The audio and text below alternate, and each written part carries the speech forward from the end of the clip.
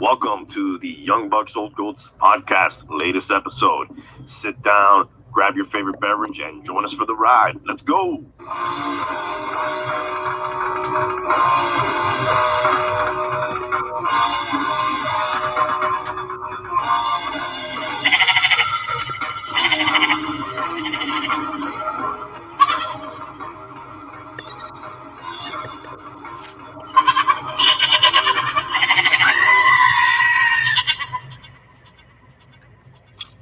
What's up, guys? Young Bucks Old Goats, episode number 60.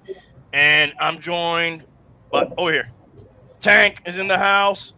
And we got the old bum is with us back again.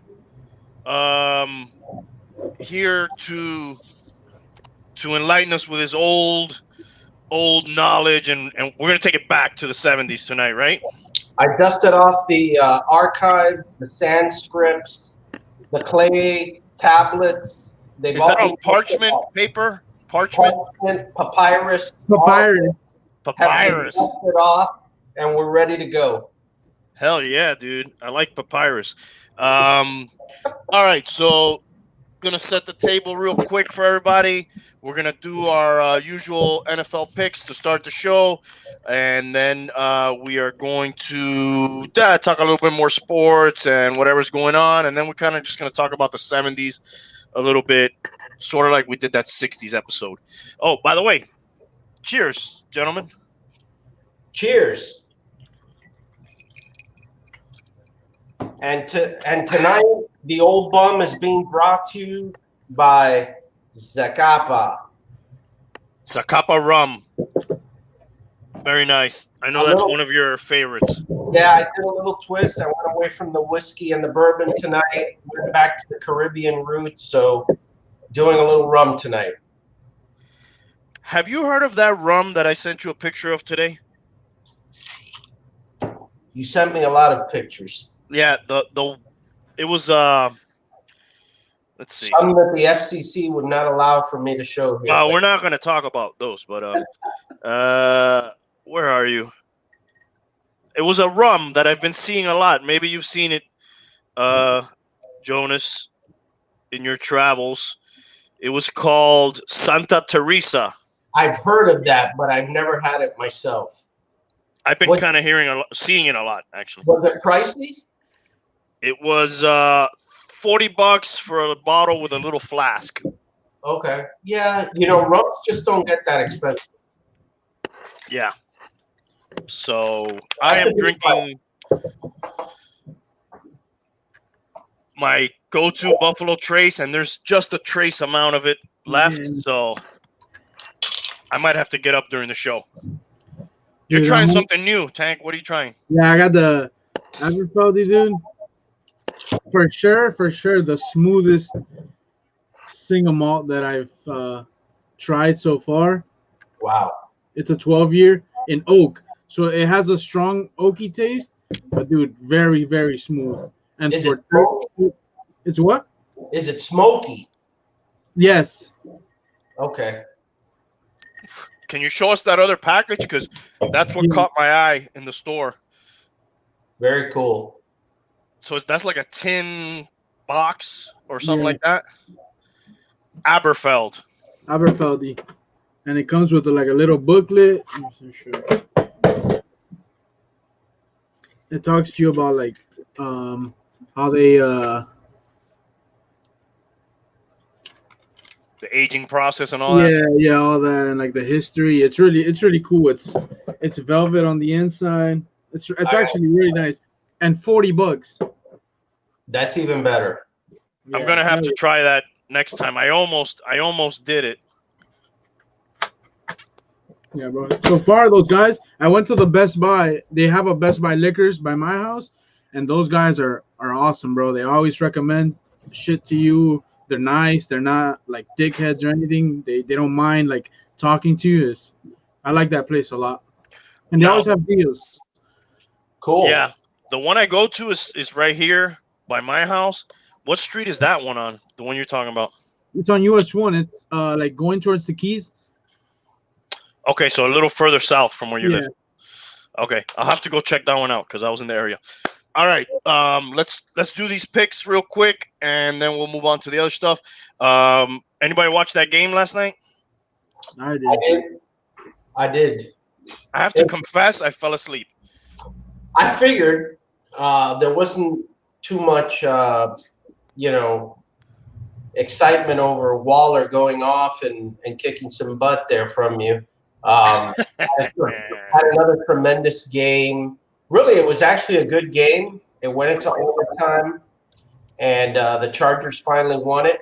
But I guess the big news out of that game was that Carr got hurt. Mariota came in, and he actually played very well, man. Very well.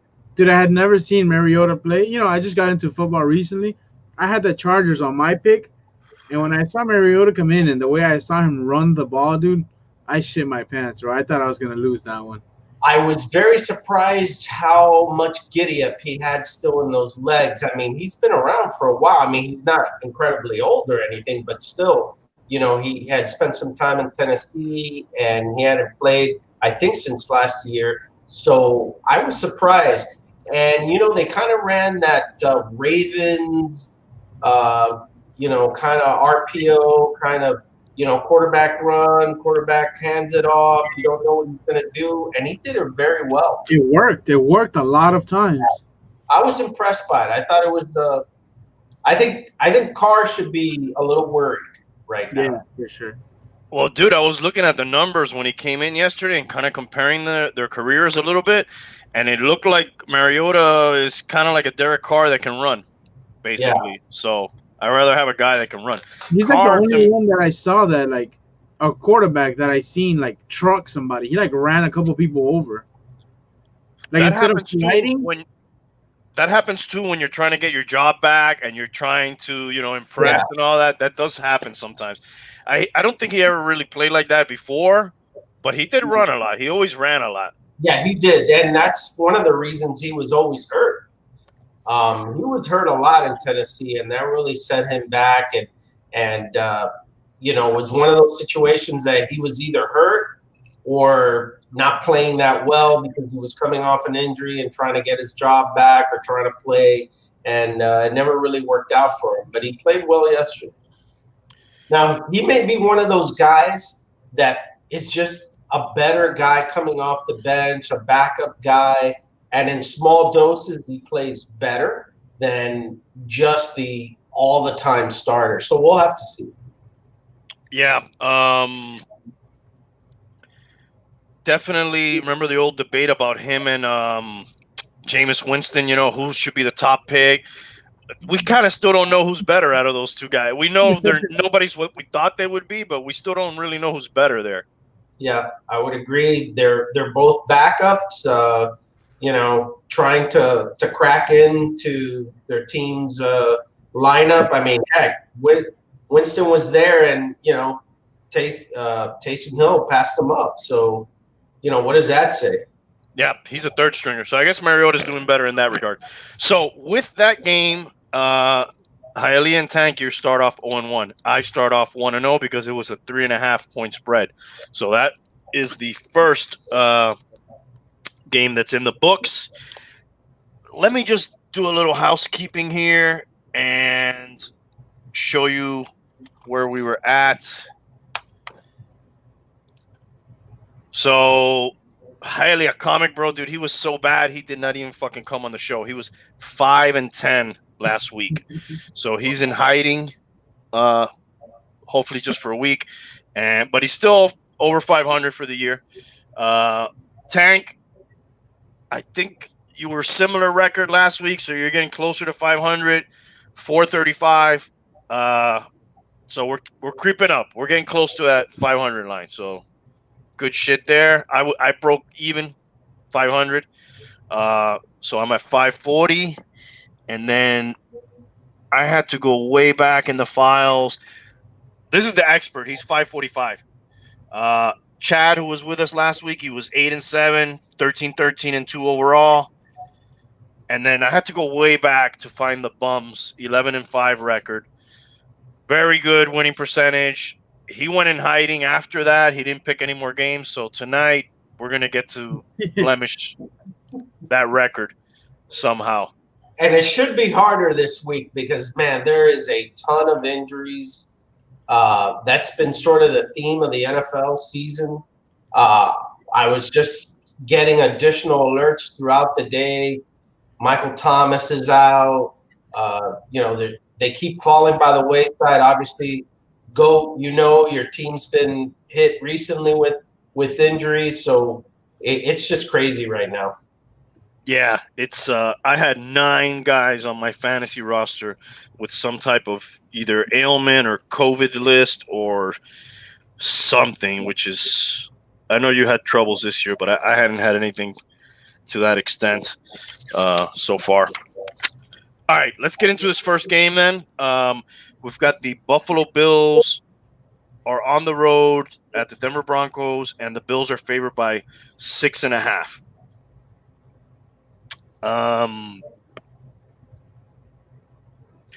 That's a tough game to pick. I mean, I know the Bills are going to win, but on the road, you got to win by a touchdown. You know what? I'll take the Bills on that. I think they can do that. They're playing for something, and the Broncos are not.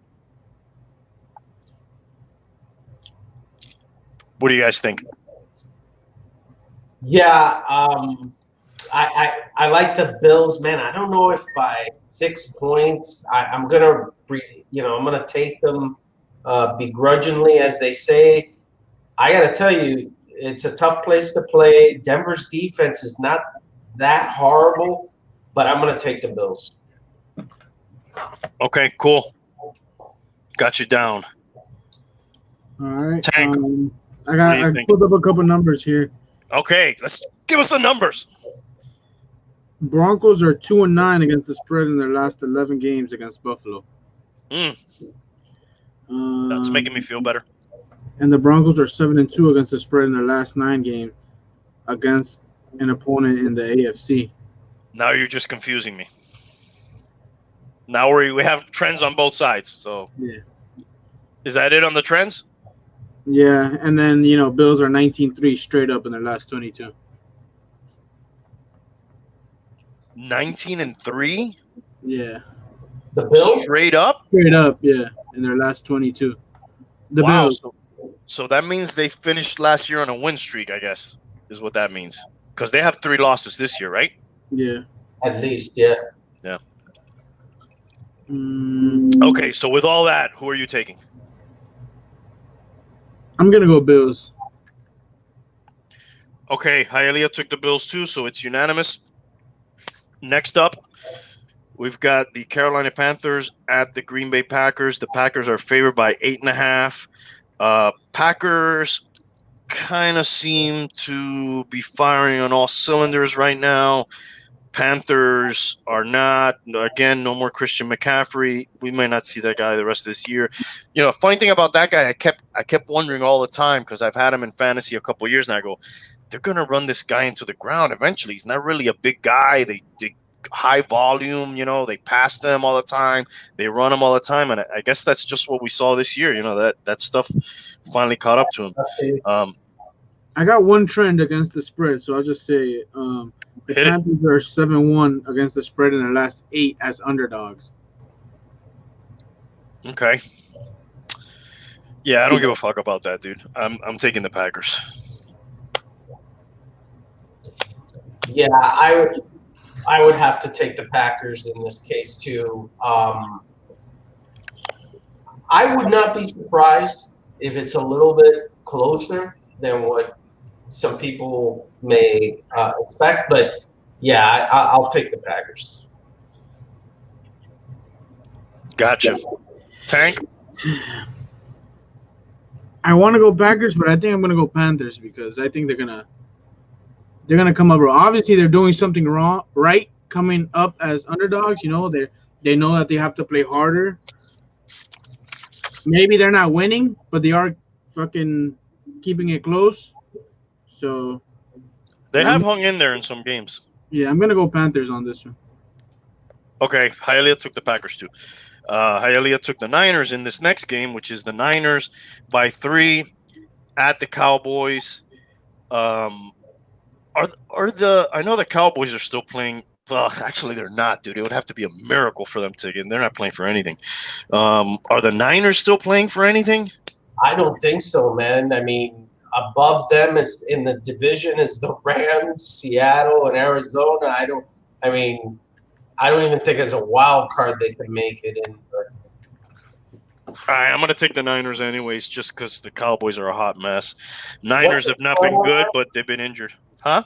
What's the spread on that game? 3 points. Yeah. Wow, man. Maybe you should ask Tank and myself to go first because it sounds like we're just piggybacking off your picks. But all right, you'll go next up first. This is get off my back. This sounds like another. You got to go here. Dallas sucks. Yeah. Oh, and I think Ezekiel is questionable there too. If I know Tank, he's gonna take the Niners too because he always bets against the Cowboys. Am I right? I actually want the Cowboys to win because I hate Stephen A. Oh, I'm sorry. It's the other way around. You're right. Yeah. Cowboys are 3-10 against the spread in their last 13, though. So I gotta go Niners. Okay, that's unanimous. All right, the Seahawks are favored by 6 at the Washington football team. Wow. I'll let you go. I'll let you go first, Tank. All right. Let me see. Washington is 5-1 against the spread in their last 6 as underdogs. I don't know. Washington's looking really good. Seattle has that shitty defense. Seattle has fucking had a couple upsets against them. But I'm going to go Seahawks. I'm pulling a Hialeah. Talk up one team and then you take the other one. All right. I've seen that move before. Okay. Let me add to that. It was announced Alex Smith is not starting that game, so it's going to be Dwayne Haskins. I think why is that? Apparently, Smith hurt his calf. Is it the calf? Is it his real calf or the calf they put in the front of his leg? You know what? I hope. I don't know if I hope that it's not his injured leg already, his other leg. He doesn't have much calf left. Exactly. If it's his injured leg already, I mean, Jesus, what could it be, right? Yeah, he's got 3 calves. He's got his real calves and then a piece of it in the front. They found a dead calf on the side of the road and they tried to strap it onto his leg. But with Dwayne Metcalf. Yeah. with Dwayne Haskins starting, I gotta take the Seahawks, man. Not very comfortable with Alex Smith, but at least there was a chance. Oh my God! Now, so who are you taking? You taking the Seahawks, Bum? Yeah, man. Yeah, well, I gotta. Even though the Seahawks have been really not playing well, even offensively. They've been averaging probably like around 20 points a game their last few games when they were averaging like 35. But with that bit of news, I got to agree with you guys and take the Seahawks. Hialeah, his pick is in for Washington. So I don't know if you knew about that or not, but that pick's very courageous. Yeah. Or dumb. We don't know. Next up, we've got can you say resurgent Bears or just say Bears? At Minnesota Vikings. The Vikings are favored by 3. Hialeah is taking the Vikings. You want to go first, Bum, or do you have any trends, Hialeah? Tank, you want to tell us about? I'm looking for them right now. Oh, I got them. Okay, so the Vikings usually win straight up as favorites and are 6-2 against the spread in 8 recent divisional games. Bears are 3-8 against the spread in their last 11 road. Bears are 1-6 against the spread in the last 7 divisional games. Vikings are 6-2 in their last 8 divisional. And the Vikings are 19-6 straight up in their last 25 as favorites. Where's the game? At Minnesota. At Minnesota. Okay. Yep. There's 3 points, huh? Yeah. You can go first if you want. This just seems like the X factor here to me is Cousins, right? He's like a turnover machine when he's not on. He has a lot of firepower in that offense with Jefferson, Thielen, Cook. Man, you know what? I'm gonna get it. I'm gonna get courageous, adventurous, stupid, whatever. I'll take Chicago. All right. You want to go, Tank? Yeah, I'll go Minnesota, man. The numbers lead me towards Minnesota. I mean, every single one of those numbers that you said indicates Minnesota. I know Trubisky's probably like kind of playing for his life there. Even though I looked at his numbers and he has a pretty good win percentage overall, but maybe the Bears had been winning in spite of him, not because of him. I think he kind of is going to cool off this next week, and the Vikings will take care of business here. So I'm gonna go Vikings on that one. Okay. Next up, this game. Patriots at the Miami Dolphins. The Dolphins are favored by 2.5. Patriots do had a little bit of extra rest.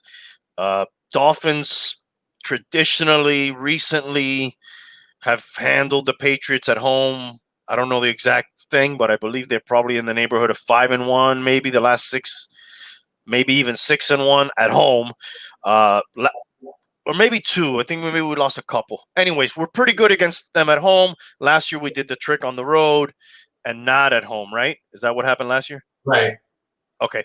So this is the game that if you want to be somebody, you got to win. You can't have a slip up here. It's going to be hard. This to me smells like a classic Dolphin downer. Mm-hmm. Doesn't it? Absolutely. This has already been written in the books. Yeah, this smells of a Dolphin downer. They're favored. You know, they've done well against them at home, as you said. You know, 2 points is not a lot. I'll let you go. Well, the Ravens are on their tail. The Ravens have a cupcake schedule the rest of the way. I don't have it in front of me, but it's like the Bengals, Jaguars. Oh, you have it in front of you? Is that what it is? Jaguar? No. It's something like that. Pretty easy. The Dolphins' remaining schedule is not easy, and we got the Bills. Jaguars this Sunday, then Giants, and then Bengals. There you go. The Giants is the other one. So that's looking like a 3-0 right there. Maybe 2-1 if they slip up against one of those teams. And then we have Patriots, Bills, and who's the other team? Patriots, Bills, and Raiders, right? Raiders. Thank you. Which are now in effect out of it. I mean, but with everything I'm saying, I'm gonna pick the Dolphins. Careful with Tua and what Belichick may try to do to him. But this is the game. You got to have this. Flores, don't be afraid to have the hook. Last time I was pissed that they took Tua out. I don't care in this game. If they got to take him out, and bring in the gunslinger and let's bring it home. All right, I talked a lot about this game. I'm really looking forward to it. It's this crossroads game. We're going to really find out like who this team is, or start to find out who they are. Whoever wants to go. So my heart is with the Dolphins, obviously, without a doubt. Always starts off bad when you say that. But I'm going to look at that statistic that's super crazy, like Belichick against rookie quarterbacks is like 1,002 or something stupid. He seems to kill rookie quarterbacks like beyond belief. I'll take the Patriots only because we're talking spreads and football games. My heart's obviously with my Dolphins, but I'll take the Patriots. You're killing me, dude. Hialeah took Miami. Was there any trends that we can speak of there, Tank? Yeah. Dolphins are 8-1 against the spread in their last 9 home games. Dolphins are 5-2 against the Patriots at home.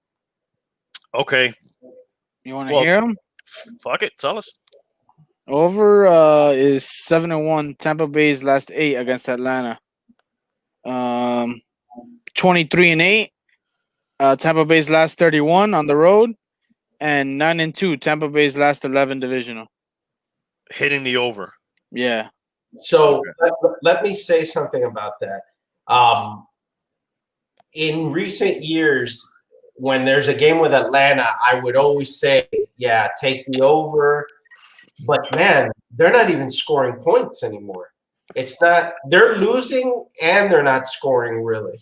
That's what I've seen. So, I would expect Tampa Bay by 6, without an issue. Yeah. Whether Atlanta puts a ton of points, I think that used to be their history. I just don't see it anymore. Every game that everybody picks to go over with them and high scoring and all that, it just doesn't happen anymore. They are playing a little bit better with the new coach, though, right? Yeah, for sure. Yes, they're not losing games in the last minute. Bless you. Bless you, bro. Sorry. That's just a common cold. COVID. They're not losing an onside kick and then having 10 straight points scored on them. Yes, that's not happening anymore. Now I think they're losing like normal. No, they've won some games. What is their? So again, a little bit nipply out here for me. What is the Falcons? Yeah, like the last few games. What have they done? What are they? 4-2, 3-3. They lost 2017 to the Chargers. They lost 21-16 to the Saints, and they won 43-6 to the Raiders. They have 43-6. That was a fucking game, huh? So the Raider game was an aberration. They've scored basically 17, 16 points in the other 2 games. It was like that fucking Miami, North Carolina game. And if you go a little further back, so that's 1-2, their last 3 games. If you go for a little bit further back, what did they do before those 3 games? They lost 24-9 to the Saints. Okay, so maybe I'm just fucking giving them more credit in my mind. All right. And then they beat the Broncos, and then they beat the Panthers. That was the little run. They were 3-1 in there, but now the wheels are coming off. All right. Yeah, that's what I remember. So yeah, the Buccaneers are definitely playing for something here. Yeah, I gotta take the Buccaneers and good old Tommy boy. I hate doing that. Yeah, I mean, you know, what are you gonna do, dude? He's good at cheating. So, what is your evaluation now? And I know we talk about it every so often, but the whole Belichick Brady separation, you know, what's your assessment at this point? Who's doing better? Who needs who more? Dude, if this were like a simulation and you wanted to get the best results, you would have kept them together. That obviously everybody lost there. Tom's doing better this year. Bill's rebuilding. You had a lot of guys out for COVID. They're going to kind of come back. Tom's going to retire. He can't play forever. Bill's going to keep coaching. It's kind of just, you know, they got into like measuring each other's cocks there, you know, and they really just should have found, I mean, I guess if you're that competitive, you know, you're going to be like, all right, fuck you. Go try to do it. And I'll, you know what I mean? Well, one thing is clear. The formula that they had of signing like Brady for a lot lower than his market value and signing some players at lower market value to keep the team together has really blown up in their face because they haven't drafted well. They haven't really acquired talent either through free agency or trades very well. Really, almost from a general manager's perspective, it's been kind of a failure if you look at it from that perspective.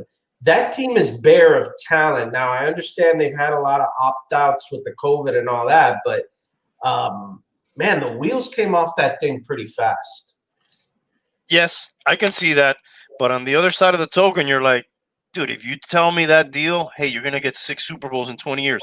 But then your team's going to, you know, fuck. All right, dude. But yeah, the cupper, what do they call that? The cupper. The cover there, yeah. Yeah, definitely. Another thing that started happening to them too is they always would pick up those fringe free agents that nobody really wanted or kind of didn't, trying to they would rehabilitate some of those guys, and those haven't been working out for them lately either. And they never drafted good. Yeah, I saw something like a draft by draft maneuver to show like their problems when they picked N'Keal Harry, I think it is. Mm-hmm. The other two receivers that went after him was DJ Metcalf and AJ Brown. When they picked Sony Michel, I think the next back gone was Nick Chubb. So, granted, you could do that to almost any team, and you'll run into those scenarios. We've talked about it with the Dolphins, but certainly, man, they've had a lot of misses. A lot. Who do those guys remind you of? Those two guys you mentioned, Metcalf and Brown from the Titans, from a guy previously in the NFL. Terrell Owens. Yeah, that's the first thing comes to mind when I see those guys play. Their style, and obviously their size, and they're just fucking run you over, dude. It's not usual in a receiver for him to fucking run you over. Yeah, those guys are super physical. They're beasts, man. Absolute beasts. Hialeah's got the Falcons. I don't know why. What about you, Tank? Bucks, bro. Tom, I'm a Tommy boy. Yeah, you're a Tom lover. Sorry to hear that, Tank. I love you, though. All right, next up. Definitely, to answer your question that you asked Randy, Belichick needs Brady. Okay. But, dude, Brady's going to... What do you think he would? Do you think he would have done anything on that team this year? That's the good question. That's a better question. There's a lot of people that feel that the whole reason Tommy left is because, to your point, the cover was bare, and he felt like they fucked him big time. That they really left him out to dry with no talent around him, and that's why he really left. Not because of any other thing like. They had a problem or they had an argument. Those two bastards argued probably their whole time together and won plenty. It was the fact that Tommy felt like, hey, like, I'm only going to look bad in this scenario with throwing to these bums you got. I'm not that good. We'll hear that story eventually one day, 20 years from now. Yes, yeah. We'll see. All right, let's move on to the next one. Detroit Lions at the Tennessee Titans. The Titans are favored by 10.5. I don't think Stafford's playing. He is traveling. It's kind of a mystery. He hasn't practiced. He is traveling with the team. That's sort of the X factor. Even with that, I mean, how could you go against the Lions are horrible against the run. How could you go against Derrick Henry at minimum if you want to evaluate this game from that perspective only? How could you go against it? Well, 10.5. That's how you could go against it. That's the only reason that would scare you. It's kind of big, a big line for Tannehill. What are any trends there? And I hope Derrick Henry doesn't go for a big game because I'm playing against that motherfucker in fantasy, and I gotta get to the Super Bowl. Not much to see here, bro. Nothing to report. All right. 10.5? Yeah. 10.5? Wow. I'm hoping this is a blowout and Henry is on the bench because they want to save him for future considerations. Well, but I'm going to take the Titans anyways. I'll take the Titans too. Go just so you know, in one of my playoffs, this is the roster I'm facing.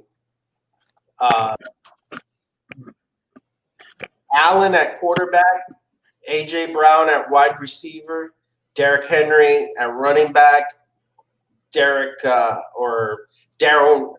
Waller. Waller at tight end, who already played, and Eckler, who already played. So I'm already down like 40-something to like 10 in that round. And who's your team? Well, my team is Devontae Adams, Calvin Ridley, DJ Moore, Robbie Anderson, Chris Carson. I picked up Mike Davis, who somebody cut because apparently they thought McCaffrey was going to come back. I did have Hunter Henry at tight end, who scored 17 points in that game yesterday. To offset a little bit of the Waller. But, man, that team is stacked, man. Josh Allen, A.J. Brown, Claypool, Darren Waller, Eckler. Oh, and he's got James Robinson from the Jags, who's been very kind of under the cover, but very productive.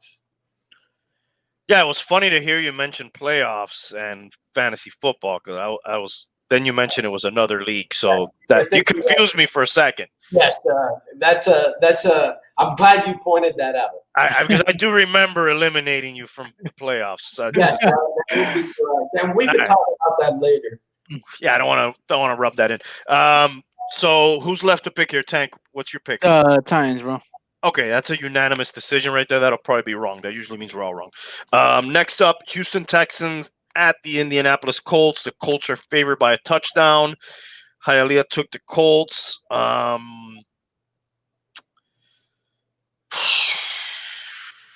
Anybody want to go first? Texans are 3-8 against the spread in their last 11 divisional. That's not good. And the Colts are 15-3 straight up in their last 18 when playing at home against Houston. So they really have their fucking number. Who did Houston play last week? Um, I know they lost, and pretty convincingly, if I remember.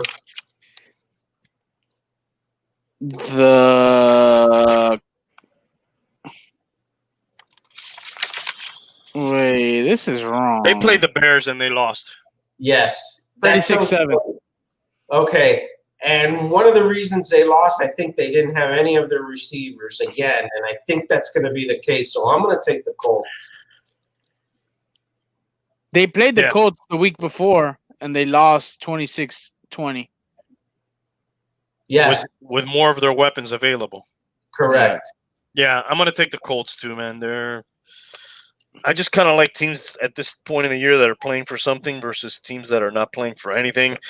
There's actually an incentive to lose at this point if you're out of it. I mean, I know NFL teams play to win the game, but if you really think about it, a team like the Texans losing would be good for the Dolphins. We have their pick. Yeah. And that game kind of reminds me of a painful thing of why I'm eliminated from the playoffs in one of my leagues, the one that Randy eliminated me We from. have plenty of time to talk about this. Go ahead. Yeah. There was one spot on my roster that I agonized with, and it was either starting Michael Pittman or Brandon Ayuk, who was coming off COVID and not playing for a long time. I did an Ayuk into your team is what happened. Every expert in the history of fantasy picked Michael Pittman as having a huge game against the Texans. I mean, he scored 9 points, not shabby, but Ayuk scored 22, and I think I lost by 4 or 3 or whatever. So yeah, that was a critical non-move for me. Thank you. You definitely would have beat me with that guy for sure. That's why you play the games. Yeah, I'm going Colts. Unanimous. And I'll tell you another thing in fantasy, when every expert is on a guy, I just fucking get away from them. It's like they seem to be wrong a lot when everybody unanimous. Yeah, kind of like that. When everybody, I don't know, or maybe it just when it happens is so shocking that we talk about it more. I don't know.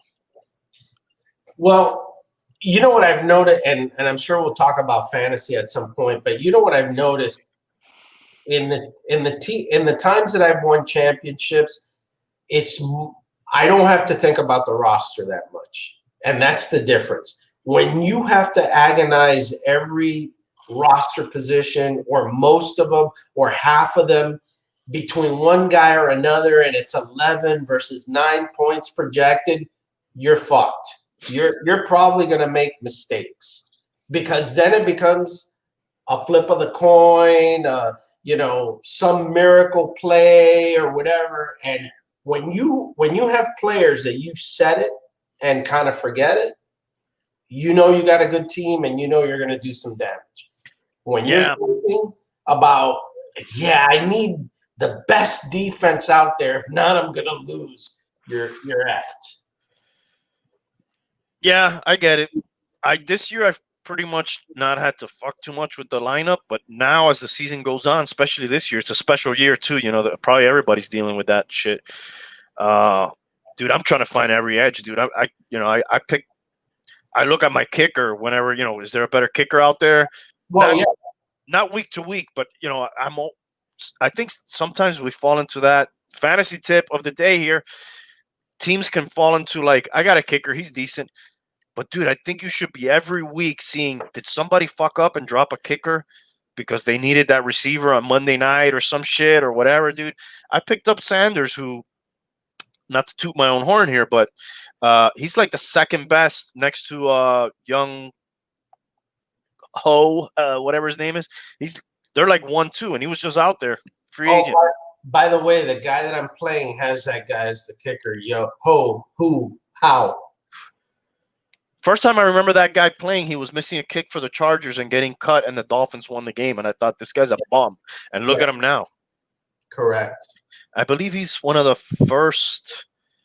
Is he Korean? I don't fucking say that wrong. Huh? Or Vietnamese? Maybe. Not sure. 100%.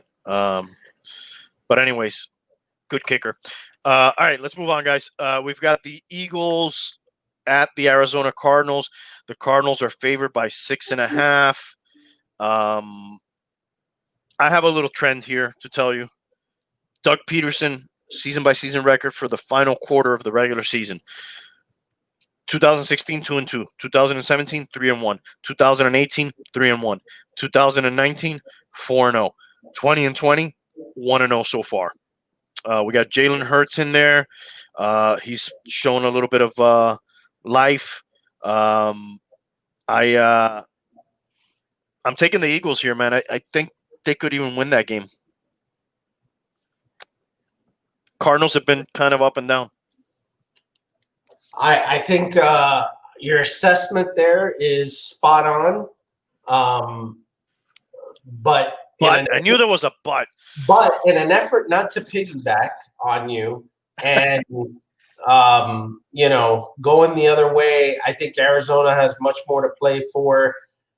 Believe me, from a fantasy perspective, I've been invested in the Eagles, which has been one of my downfalls. So I'm going to go with Arizona. I will tell you, the Eagles have something to play for, though, Bum. It's not like they're out of that race. You're right. You're right. I think Washington right now owns that division, or is it the Giants? It's Washington, right? Yeah, there's like a Bukkake clusterfuck of teams there in the front with the Cowboys out of it. But, anybody can win that. And the Eagles have that tie, which is that half fucking win that, that could come into play.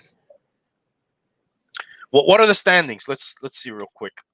I'll look them up if I can. NFC least standings. The spread, the trend that I got here is Eagles are 3-7 against the spread in the last 10 at Arizona. But I don't know, they got Jalen Hurts in there. So that kind of like throws it off quite a bit. I trust Kyler Murray more than I do Hurts, so I'm gonna go Arizona. I do. When things are murky, I look at the quarterback position and I try to lean towards the team that has the better QB, and that's what I'm doing here. Yeah. Are you seeing the standings? Yeah. So it's tied between the Giants and Washington. Yes, but let's say let's take a look. Washington, we think they're going to lose this week because everybody picked Seattle except Hialeah, and Alex Smith is not playing, Haskins. So let's just assume the Redskins. Oof. Sorry, I apologize. I'm sorry. The Washington football team is going to be 5-8. Okay, we haven't gotten to the Giants yet. The Giants are coming up, and they're going to be playing the Cleveland Browns. Not an easy game for them. No. The Browns have been, they've been taking care of business. I say they're the worst 9-3 team or whatever they are in the history, but they're winning. So very easily the Giants and Washington could end up 5-8, and if the Eagles win this game, they're a half game out, 4-8-1. And I'm sure they play some of those teams. I'm just saying they do have stuff to play for. That's all I'm saying. So we'll see. I think that's going to be a fun game. No, you're right. You're right. I'm going to stick with the Cardinals. So. No, I'm not trying to change your mind. Yeah, I got you down. I'm just saying it should be a fun game. I think it's going to be fun. Yeah. How about you, Tank? What do you think? Yeah, I said Arizona because I trust Kyler Murray more than Jalen Hurts. Oh, sorry, man. Didn't put you down. All right, there we go. Hialeah took the Eagles. Okay, we're getting down. We're into the 4 o'clock games here. That was actually the first 4 o'clock game. And then here are – holy shit, this is the biggest point spread I don't know about all year. I think we had a 21-pointer with the Chiefs against the Jets maybe. So here are the Jets at the Rams. The Rams are favored by 17. This is going to be 0-16 for the Jets, right? Yeah. Let's take a look at the remaining schedule. Any trends to speak of here that you want to share? 0-16, right? Well, I mean, we're getting there, dude. Let's see. Yeah. Look at. I mean, shit. Is there any game you would look at and you would be like, yeah, they can win that one? No.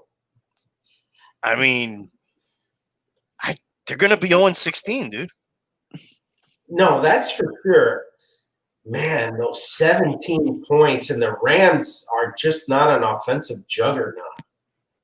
Yeah. Goff is a fucking goof, bro. I can't. Yeah, Jared Goof. Yeah. And I'm gonna go Jets. Make it easier on you guys. I'm gonna go fucking Jets. No trends. This is the biggest Rams spread since 2001 when they were favored by 20 against Carolina. I thought you were going to say since the Super Bowl against the fucking Patriots. I was going to shoot myself live on television or on YouTube. I think Robert Woods is also hurt in that game. Man, 17 points. That's a lot for an NFL game for a team that's – I mean, the Chiefs were 21-point favorites. I don't remember if they were at home or on the road. They would come close to covering that? They did, I think. They did. I remember I said, nah, there's no way. And they fucking did it. Mm-hmm. That was early in the year when they were blowing people out, which they have not been doing. I'm going to fucking go with Jets here, man. That's too many points for a team that's been kind of up and down. Even though they blew out the Buccaneers, the Rams can blow you out. I've tried to stay away from the piggyback, but I'm going to piggyback on this one. I'm Jets too, man. Dude, I cannot carry you much longer. There's 2 games left, but my fucking back's hurting already, dude. It was 35. It was 35-9 that game, dude. That Chiefs-Jets game? Yeah. Where was that game played, by the way? Do you know? I think at fucking the Chiefs. All right. Let me see. That would make sense. Yeah. That doesn't make sense. The Chiefs at home have to be better than just 4 points better than the Rams at home against the same team. And the Jets, I think they have a couple weapons back now, but still. I gotta say, you know what I hope happens? I hope that the Jets get only one win against the Patriots. Against the Patriots at the end of the season. That would be, to me, poetic justice. I'll take that. That's the one that you can look at and be like, you know what? Maybe they could pull that one off. Because fucking Cam Newton has been fucking more miss than hit. That would be like full circle. You remember, Belichick spurned the freaking Jets, took the Patriot job. That would be so great to put the final dagger on those freaking bastards. Yeah, that's the worst team left on their schedule, but fuck, dude. I know. I don't see it. I said poetic justice. I didn't say a miracle, right? Yeah. All right. The aforementioned Chiefs are at the New Orleans Saints. The Chiefs are favored by 3 points. This is the return of Drew Brees, but as you mentioned earlier, Bum, we are not going to have Michael Thomas here. It's at New Orleans. Yeah. I'm going to take the Chiefs, dude, even though they've been kind of playing down to the competition. I think they put it together here and All right, have so an easy win. check this out. Saints are home dogs for the first time this season and just the 8th time since 2012. And they make teams pay. They're 6-1 against the spread as home underdogs. Yeah, it's funny because I think this is one of those special games, right? Where if somehow Drew Brees won this game, you could say, oh, the old bum's got some magic left. Or it could be the end of Drew Brees, right? If he loses this, certainly. And just sort of his continued decline. Because a lot of people think he's declined. And especially this year, right? I mean, he's in his 40s, right? Yeah. Got to decline. That team hasn't been as explosive with him, really. But they haven't really had everybody there firing at all at the same time. And they're not going to have them in this game either. The Chiefs haven't covered their last 5 games, and New Orleans is 9-1 against the spread in their last 10 as underdogs. Yeah, I'll take the Chiefs. Hialeah's got the Chiefs. How about you, Tank? Dude, I can go in Chiefs, bro. Gotta go with the young talent. Dude, the Chiefs. I mean, anybody other than Mahomes can be out, and they're still probably have the best weapons. You could take Kelsey out, and it's not going to kill them. You could take out Tyreek Hill, it's not going to kill them. You could take out any of their running backs, it's not going to kill. You take out Mahomes, that'll really fucking hurt them. But yeah. All right, unanimous decision, Chiefs, everybody. Okay, Sunday night football game. We've got the Browns by 4 at the New York Giants. The Browns lost to who last week? Excuse me. And that freaking shootout. With the Ravens in the shootout. The Monday Nighter. That's right. Yep. And again, you talk about luck, my brother, but if Marquise Brown doesn't catch that miracle pass, which he dropped like 75 of them, I think you lose that game. Is that possible? Do the math. Stop trying to disparage my fantasy team. I'm not. I'm highlighting the fact that you won. But by luck is how you're the one with the luck meter and the whole luck versus this and that. Well, dude, I won by 15 points, so I don't think that would have mattered. I think it would have at that moment. Are you able to see my screen here? I am. How many yards was that touchdown? 44 yards. So that is worth 5.4 plus another 6, 11.4. Is that right? Something like that. I think he had one reception for 6 yards before that catch. Yeah. So instead of 13, he would have had 1.6, which is 11 points, something like that. Let's say even 12. So if you take away 12 from my 150, that's still 138. I still win. Barely. I win. Okay. That's what matters. That's what I do. I think easy on that. That's not what I do. I score points. That's what I do. Yeah, that's what you do. Yeah. I score the most points of anybody ever for 2 years in a row. All right, but the show's not about my fantasy team. The show right now is about the Browns and the Giants. Anybody going to fucking pick this game? I don't like, everything points to you need to pick the Browns, but man, that's the shakiest. What is it? 9-3, 9-4. Yeah. 9-4 team in the world. What's the point spread? 4 points. I guess I'll take Cleveland, but very begrudgingly. They could easily win that or lose that game. Giants have been kind of tough all year, especially against the spread. I'm going to take the Giants, even though I haven't heard any numbers or anything.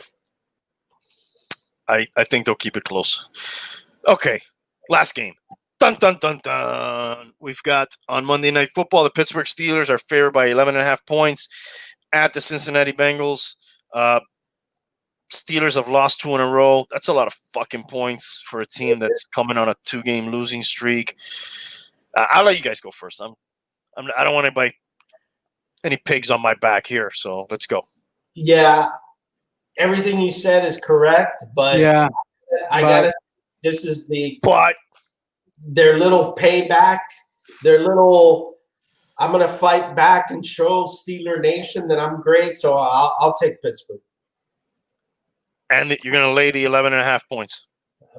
Begrudgingly, yes. All right. I'm gonna go Bengals for the opposite reason. I think that's it. The fucking Steelers are done. Wow, very prophetic. Tank goes the other way. I'm with him, dude. I think that's too many points for the Steelers. They're I mean, if you remember, this is also kind of like these are kind of tough games, dude. They really go at each other. We have seen a lot of big hits in this game. We saw this is Antonio Brown, right? He got hit in the head in this game. Became retarded. Yeah. Shazier, I think this is the game where he had his spinal injury. A divisional game, absolutely. Yeah, but this is like of the divisional games, like the heavyweight. Fuck it, they really fucking. There's not borderline. There's dirty hits in these games usually. I do believe the Raven Pittsburgh game is a little bit more nastier, but yes, this one's no slouch. Yeah, I don't know, dude. This game, and they tend to get chippy because yes, they're Cincinnati's usually not as good, but they're still very fucking chippy games. I don't know. I think they'll keep it close, dude. That's what I'm saying. All right, that's the fucking picks, guys. We got those in the books. Am I on the right fucking page here? Yep. Okay. What else is going on in the sports world? Triple G had a fight tonight. He won his fight. Decision? Nobody knockout. Nobody wants James Harden. Dude, Yep. James Harden. They've expanded the trade possibilities to the Nets and the Sixers now because nobody wants him. Well, dude, we talked about this last week with Chad? Yep. And I was kind of telling him, dude, I don't really think that guy's a Heat fucking type of dude. And then we got that story that came out where Westbrook, for Westbrook to be fucking complaining that you're not a team player and shit like that, it's like, wow, that he would be late to meetings, late to the bus. I heard some people talk about LeBron too, like in Miami, like that superstar shit doesn't really work in Miami. Like even LeBron couldn't like have all his homies around and do all the shit he normally does. So I didn't think that would ever fucking work down here. It looks like it's not gonna fucking work anywhere. Nobody really wants him. Yeah, like I said, they've expanded the trade partners. The Sixers, Nets are now in there. A lot of people think that the logical thing would be for him to go to the Nets. I guess KD's is there, right? Whenever he comes back. But and Kyrie. Yeah. I'll tell you what, though, Barkley's been ripping on Kylie and just the whole thing with Harden, really going after that he doesn't play defense, that he's a diva, all this kind of crap. So it's been quite spirited. But he's been like that for years. He hasn't played defense for years. Everybody has kind of overlooked it because he scores so much. But I never really liked that guy's game, dude. You Yeah, gotta play both ways. it's funny because I saw a stat that I was surprised. I think he is one of the only few 3-time scoring champions. I think the last one was Michael Jordan, 3 consecutive years of being the scoring champion. I think the only one to do that was, or the last one to do that was Jordan. You have to check me that. I thought I saw that, and I go, wow, that's impressive. But come on, that guy was with Westbrook, KD, and if nothing happened from that, how does anything else happen? Right? I think he was a little too young back then. He was definitely a more aggressive player over there. He was more of a team player. Man there, so maybe He was that like a 6th man, yeah. Yeah. maybe that was the issue. Yeah, he was also, I definitely think he was a better team player back then. I think now he's just too cocky. Like I said, I was telling Chad, he had CP3 there and he couldn't get it done. And Chris Paul's a fucking amazing fucking team player, but Harden to me is too much of a fucking ball hog, bro.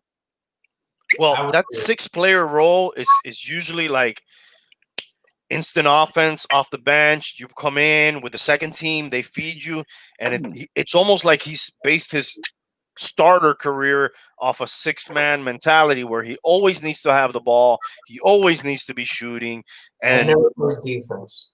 Never plays defense. And those 3 scoring titles, if you're right about that with Jordan, they couldn't have been done in more different ways. Jordan was not that kind of guy. Yes, he would take the big shot, but no, he wouldn't have to have the ball all the time. I don't know the numbers, but I'm sure Harden has put up way more fucking shots than him. And for whatever reason, why does he get fucking foul shots all the time for everything, dude? And probably a lot less assists, right? Absolutely. Yeah, for sure, bro. And he has a lot of weapons, or he had for many years, but also a fucking not a clutch player, always choking. Harden. Yeah.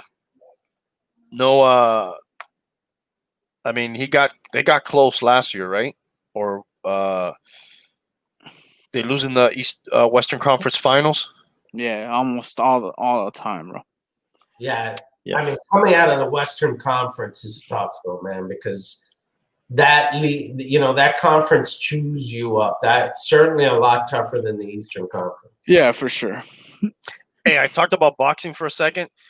I'm so tired of this fucking Jake Paul, Logan Paul, and fucking Mayweather's gonna fucking fight one of them, and McGregor. They're talking, dude. Those guys are not boxers, dude. It's become a joke. It's a joke. The fact that Mayweather's fighting them is a fucking joke. He's not the boxer I want to see fight them.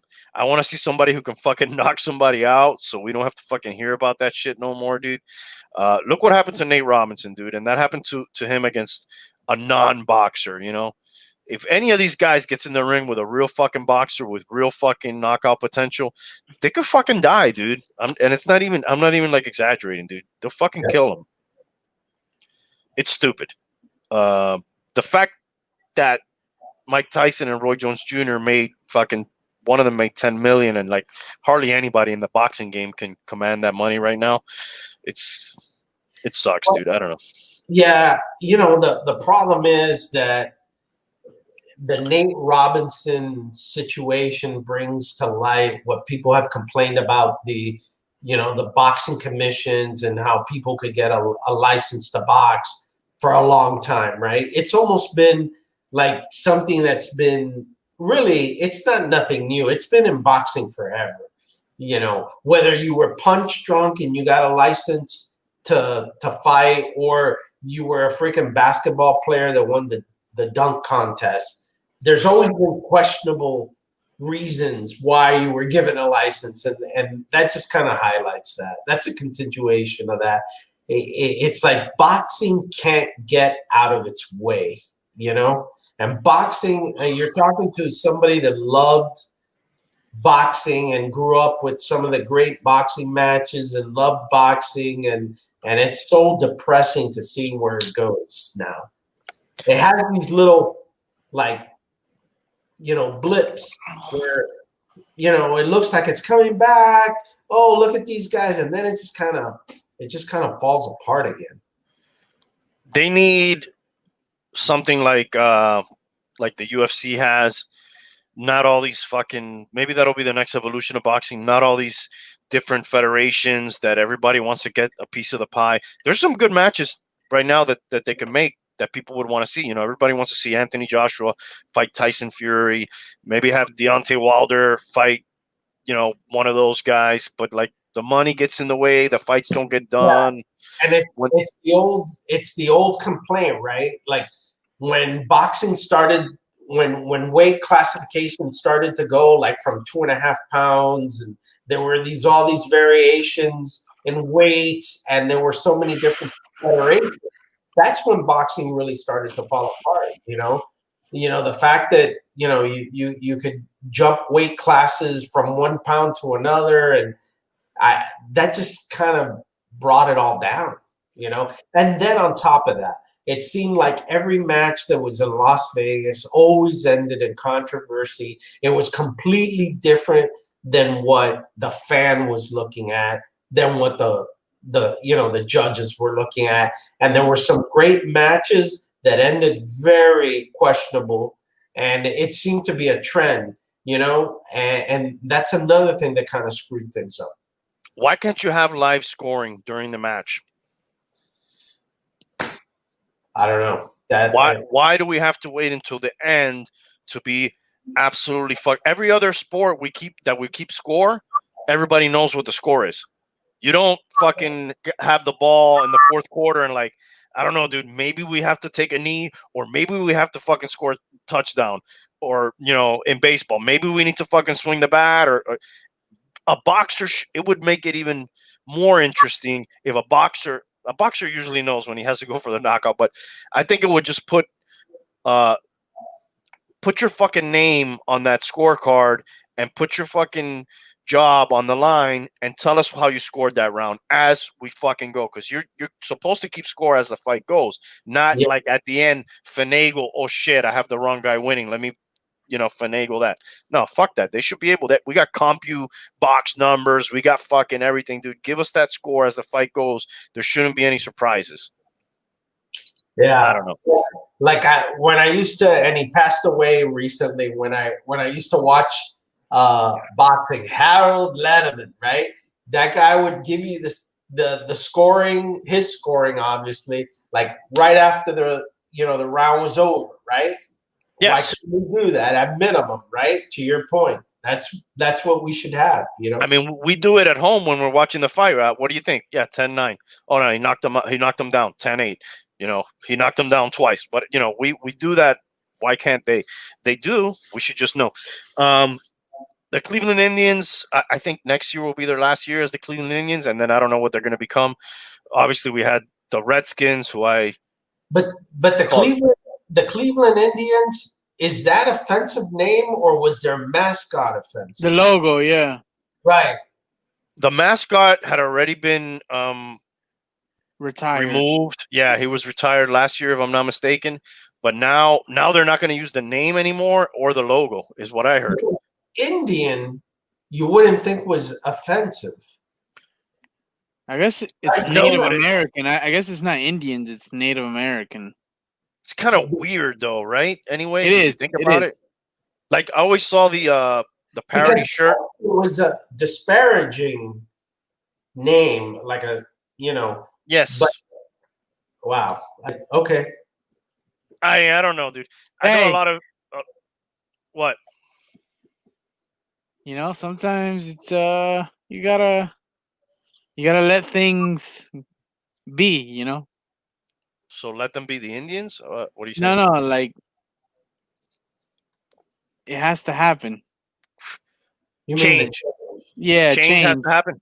Yeah. I'm glad I have the hat because it's a really cool hat. I don't know. I guess the Braves are going to be next. But it is kind of weird anyways because, I always saw the parody shirt, which was the Cleveland Caucasians, and they had instead of an Indian, it was like a white guy on the face. It would be weird. I mean, there's no other team that's named like that.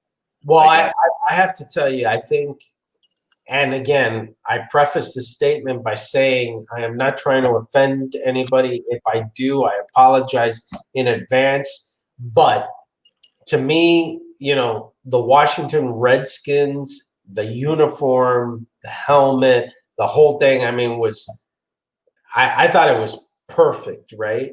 I understand that some people are offended by that, but to me, it was like one of the great names and franchises, helmets, look, colors that that there ever was, and it's certainly in the NFL. So is I fucking do like their FSU uniform. next? What's that? Or is the Seminole next? Maybe, but that's the name of a tribe. Yeah, so it's it's not like And I guess the Chiefs aren't offensive. But again, what other team name is fashioned after that? I guess there used to be the Senators. So the Senators, I guess you could kind of compare that to the Chiefs in some way. It's like a person in a leadership position of a group of people, and that's kind of what I don't know, dude. Anyways, what this led me to think of is, and I jotted some down, and then I'll see if you guys remember any. It's not the first time a team has changed names. That happens all the time. Yes. You guys have any on the top of your mind? I can give you. We just mentioned the Redskins and now the Washington football team. Like anything or controversial? Well, any team name. When I think about it, to me, right off the cuff, and it may be completely wrong, but it seems like basketball. There's been a lot of team changes. I mean, there were the Seattle Supersonics. That's what I thought of right away. There's like, who are they? The Seattle Supersonics are now the Thunder. Yeah. You know what? Oklahoma City Thunder. And that's the other thing. When it comes to basketball, I couldn't track down the lineage of what the names were. In football, I guess maybe because I follow it a little bit more, I do. But in basketball, it completely lost me. So the Supersonics are the Thunder. Yeah. Correct. Okay. Who are the Pelicans? Well, that one is very fucking complicated. Yeah. Because you had the original Charlotte Hornets. Yes. They ceased. Did they cease to exist? I believe they ceased to exist, or they became. Wasn't there a New Orleans Hornets? Yes, they went to New Orleans and became the Hornets, and then they became the Pelicans. But then we had the Charlotte Bobcats, who wanted to get the name and the history and the lineage of the old Hornets, who are the current Pelicans, and now they are the Charlotte Hornets. So the Charlotte was a completely new team. So that wasn't a name change from an older team. The current Hornets are the former Bobcats. There's not a Charlotte Bobcats anymore? No, the Charlotte Bobcats are now the New Orleans Hornets. The Charlotte Hornets. Technically, they are the old Hornets again. Wow. See, when it comes to for the record books and stuff, yes. I'm completely lost. But really, the Pelicans are really the original Hornets. Yeah. Right. They're just now called the Pelicans, and then Jordan wanted the old history, the old records, and he has it. And the Bobcats, which was, let's be honest, most of these fucking names are lame, dude. The Hornets is pretty fucking badass, but the Pelicans and the Bobcats, there's like a bunch of better cats that'll fucking kick a Bobcat's ass. I'd rather be a Bobcat than a freaking Pelican, dude. A Pelican, what is that? That's not even like an. New Orleans could have been like the Gators or fucking something. The swamp rats. Some shit, right? I don't know. The voodoo. That's Cajun. Probably racist. Now, basketball goes even further back than that, and I won't even try to. There were the Kentucky, the Kentucky Colonels, and just all kinds of names, and I couldn't follow that lineage. So when it comes to football, I know the Colts, Obviously, Baltimore to Indianapolis. Let me give you a couple more basketball ones, and then we'll leave basketball together, and Yeah. I'll let you hit the football. This is a recent one, and you know this one. The Wizards used to be the Bullets. Yes. That's a name change. I guess maybe because of the crime in the Washington area, they didn't think that was such a good name anymore. I don't know. But that became the Wizards, which is kind of also a lame name, I think. The Jazz used to be the New Orleans Jazz, I think, before they were the Utah Jazz, which makes sense. New Orleans Jazz, but Utah Jazz doesn't make sense. I'm trying to think of other. The Lakers were the Minneapolis Lakers at one point, so not really a team name change, but a city. Wasn't Golden State from somewhere else, San Francisco Warriors? Well, they or some shit like that? are in San Francisco. Yeah, they are San Francisco. Oh, okay. The name might have been. Yeah, I think they were the San Francisco Warriors or something like that. or the logo. Maybe. I know they have an old throwback jersey that says the city on it, and it has the Golden Gate Bridge. Anyways, go ahead with the football bum. That was just a couple other basketball ones I had there. I mean, now I'm shaky with the football, but obviously, you got the Baltimore Colts to Indianapolis. You have I don't know if you want to classify Cleveland to Baltimore. That's more of a I don't know, what would you call that? Like a transfer. There was the Dallas Texans, who eventually became somehow the Kansas City Chiefs. Yeah, old AFL. AFL. The Warriors were the Philly Warriors. Look at that. I don't even know what a Philly Warrior is. Yeah. In 62, they moved to San Francisco. I got to tell you, I think we could do a show just on the basketball. I think there's a ton of basketball. But there's a lot of football, bum. Oilers are now the Titans. Oilers and Titans, yeah. I mean, heck, the Raiders have been. Did you see that funny thing in the game the other night where they caught Gruden on social media wearing a Oakland Raiders cap versus a Las Vegas cap? Yes, he said they pulled. I saw that. They pulled the trick on him. It was in his rotation, and some people say that it was really because of luck that he finds that to be his lucky cap. But anyways, so with the Raiders, you have Oakland, Los Angeles, Las Vegas. Yeah. What about and they went back and forth a couple times. They left Oakland, they went to Los Angeles, they went back to Oakland. That's right. The Staleys. Yep, the Staleys are now the Bears. That was kind of old school. We have the Tennessee Titans, who were the Oilers, but the New York Jets used to be the New York Titans. That's right. Yep. The Steelers used to be the Pirates. The Boston Braves, are those the Patriots now? The Boston Patriots. The Washington now are the Boston Braves. Yes, that's right. But the Patriots used to be somebody else, I think. Boston Patriots. Yes, but there was a team in Boston that's now the Redskins. Well, now they're the Washington football team. The Boston Braves, it was. The Boston Braves. The Steelers used to be the Pirates, same as their baseball team. And the Portsmouth Spartans are now the Lions. The Lions? Yes. Wow. So there's more football than you think. Just kind of a lot of it is older. And then we have the St. Louis Cardinals, the Arizona Cardinals. Did they have another version of that? The Phoenix Cardinals. The Phoenix Cardinals. Well, there's only two Cardinals, right? Weren't they originally the St. Louis Cardinals? Uh-huh. They became the Phoenix Cardinals and then became the Arizona Cardinals? I think you're right. And then we had the St. Louis Rams. Right. And now the Los Angeles Rams, previously the Los Angeles Rams. San Diego Chargers. Yep. Los Angeles Chargers. What about There's a the lot of Steagles? football, dude. There's a what lot about of football. The Steagles? The Steagles was a mixture of the Eagles and the Steelers in wartime, I think, where they didn't have enough to field. To field their teams, and they kind of one season they got together. For that. I think the World War II thing also referenced the whole idea why the Steelers are the only ones that have an emblem on one side of their helmet versus the other. Oh, And They I didn't thought have enough money to put it on both sides. It says that, during wartime, right? Yes. yeah, it says that the following season, then the Eagles return normal and the Steelers merge with the Chicago Cardinals.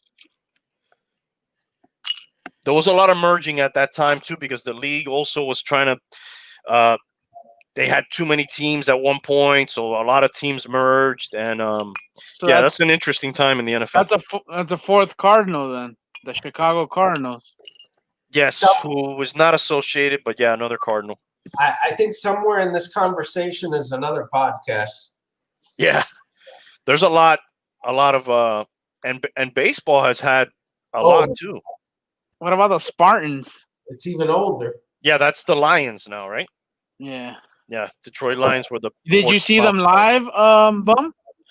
He founded that team. Actually, he was part of the. Tank or they With a dagger. He tested the prototype leather helmets for them as Yeah, equipment manager. I was the head sizer there, something like that. Let me give you a couple quick baseball ones. The Devil Rays are now just plain old Rays. Tampa Bay Devil Rays are just the Rays. And we didn't even vote, but let's vote on the baseball ones real quick. Which one do you like better, Devil Rays or Rays? I like Rays. Tank? Devil. Yeah, I kind of like the Devil Rays. I don't know. It just sounds a little bit More aggressive. Yeah. The Houston Astros used to be the Colt 45s. Oh, shit. Yes. I like that Colt better. 45s, dude. You know, the thing with the Colt 45, you don't know if they're talking about a beer or a gun. It's Either awesome. one is cool, though. That's the whole thing about it, dude. You go to the game with your gun and your brew. This one I like. 45s aren't cheaters. Yeah. I like the Cincinnati Reds at one point. They were the Reds, and then for a little while they were the Red Legs. And then with the whole communism thing and everything, they just became the Reds. But I kind of like Red Legs. What does I don't know red about you leg have to do with communism? Well, that's their color, the communism. Isn't red worse? You may have to check this. What I'm saying? You remember the movie The Outlaw, Josie Wales? Captain Redlegs, dude. Exactly. Yeah. Red Legs like a reference to like rebel Confederate soldiers? Maybe that guy did have like a red beard too. I don't know, but in this, at least the story I read, communist is the red is their color, dude. My grandfather, was super anti-communist. He didn't even like wearing the color red just because that was signified communism. No, I got it. But I kind of came Red Legs, kind of brought back that Josie Wales movie to me. I don't know why. Yeah, for sure, Captain Redlegs, dude. Wouldn't the Reds be a worse name than the Red Legs?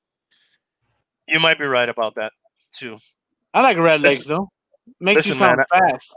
I just read a fucking article, okay, dude. You're I don't know. Just a messenger. Yeah, don't shoot me. It had a super offensive owner, right? Marge Schott. Yep. With her cigarettes and I'm not going to repeat anything she said. Our Washington Nationals used to be the Montreal Expos. Yes. Remember Donald Sterling? Speaking of racist owners. Oh yeah, for sure. Of the Clippers. Yeah. Are you seeing Captain Redlegs there? Yeah. I see. By the way, Donald Sterling had a super hot wife, didn't he? Yeah. Sorry. Do you guys know what this is, by the way? A buffalo.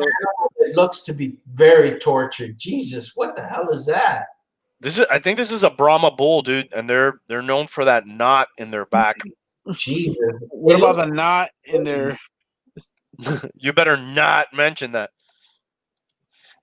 Anyways, a couple other ones real quick. The Boston Red Sox used to be the Boston Americans. I guess I like Red Sox better. This one, tell me which one you like better. New York Highlanders or New York Yankees? Yeah, I think I'll take Yankees. Yankees. Highlanders is pretty fucking cool too, though, man. I don't know about that. I don't All know. Sounds like the Toyota Highlander. It's a good movie too, Highlander. The Philadelphia Phillies used to be the Philly Quakers. The New York Giants, I also like the old name here. New Who York were the Quakers. The Quakers were in a couple of different leagues, right? I don't know. J.K. Dobbins or That's Chris Carson full PPR? Like a Quaker is almost like saying a priest. Oatmeal. It's almost like saying what, bum? Like a priest. Maybe. Anyways, the Phillies used to be the Quakers. And just to finish that real quick, the New York Giants, who are now the San Francisco Giants, they used to be the New York Gothams. And that's a pretty fucking cool name, too. I do like New York Gothams. I have to say that. And I would make sure that they wore all black. For sure. I want to say the team in the Batman, the Dark Knight, may have been the Gothams. Remember the Dark Knight with Bane? Yeah. Heinz Ward, actually. Hey, let's get this question for Carlos Orozco here.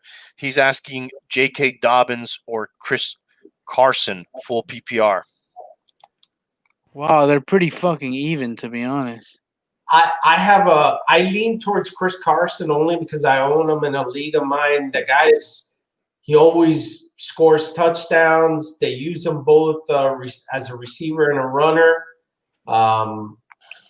But Dobbins has a really good matchup against Jacksonville, and Chris Carson's going against a staunch Washington defense. So you may want to consider that. Check out these stats that I just pulled up. In the ATT is attempts, right? Yep. J.K. Dobbins has 96.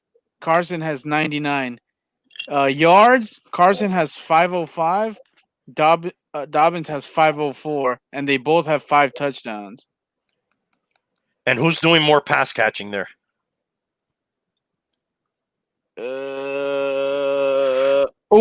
Fucking Carson, 30-17. Okay, and then it's probably more about matchup. Yeah, like he said. You're leaning Carson, bum? I mean, Carson normally is the better player. I mean, he is facing Washington, which is a tough defense. J.K. Dobbins has a great matchup against Jacksonville, so I'll go with Carson. Yeah, I think so. It's the better matchup. I would go with Carson. It is your football team. Use your gut. You're in the playoffs. You don't want to miss out on anything because of us. I would start whoever I've been starting most of the year, and I would think you're probably been starting Carson most of the year. Oh, yeah. So, I hate, I wouldn't categorize this as getting cute because it's pretty fucking close, but that would lean me towards Carson probably. Let's see. This is kind of what I was referencing earlier. That when you're making these types of decisions, when your decision is not Christian McCaffrey versus J.K. Dobbins or Chris, you're bound to make a mistake, right? Eventually, it'll catch up.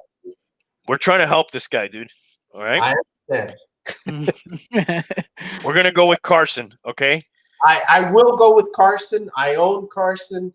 Carson's been a workhorse when he's played, so.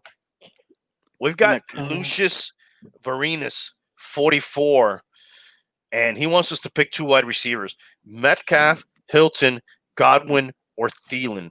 Can't flex. Thanks and advice. Thank you, man. Thank you for tuning in. I mean, first of all, you cannot sit full calf Metcalf. I gotta go with Metcalf. Yeah. It's funny. Hilton has been the hottest thing since sliced bread in the last 3 to 4 weeks.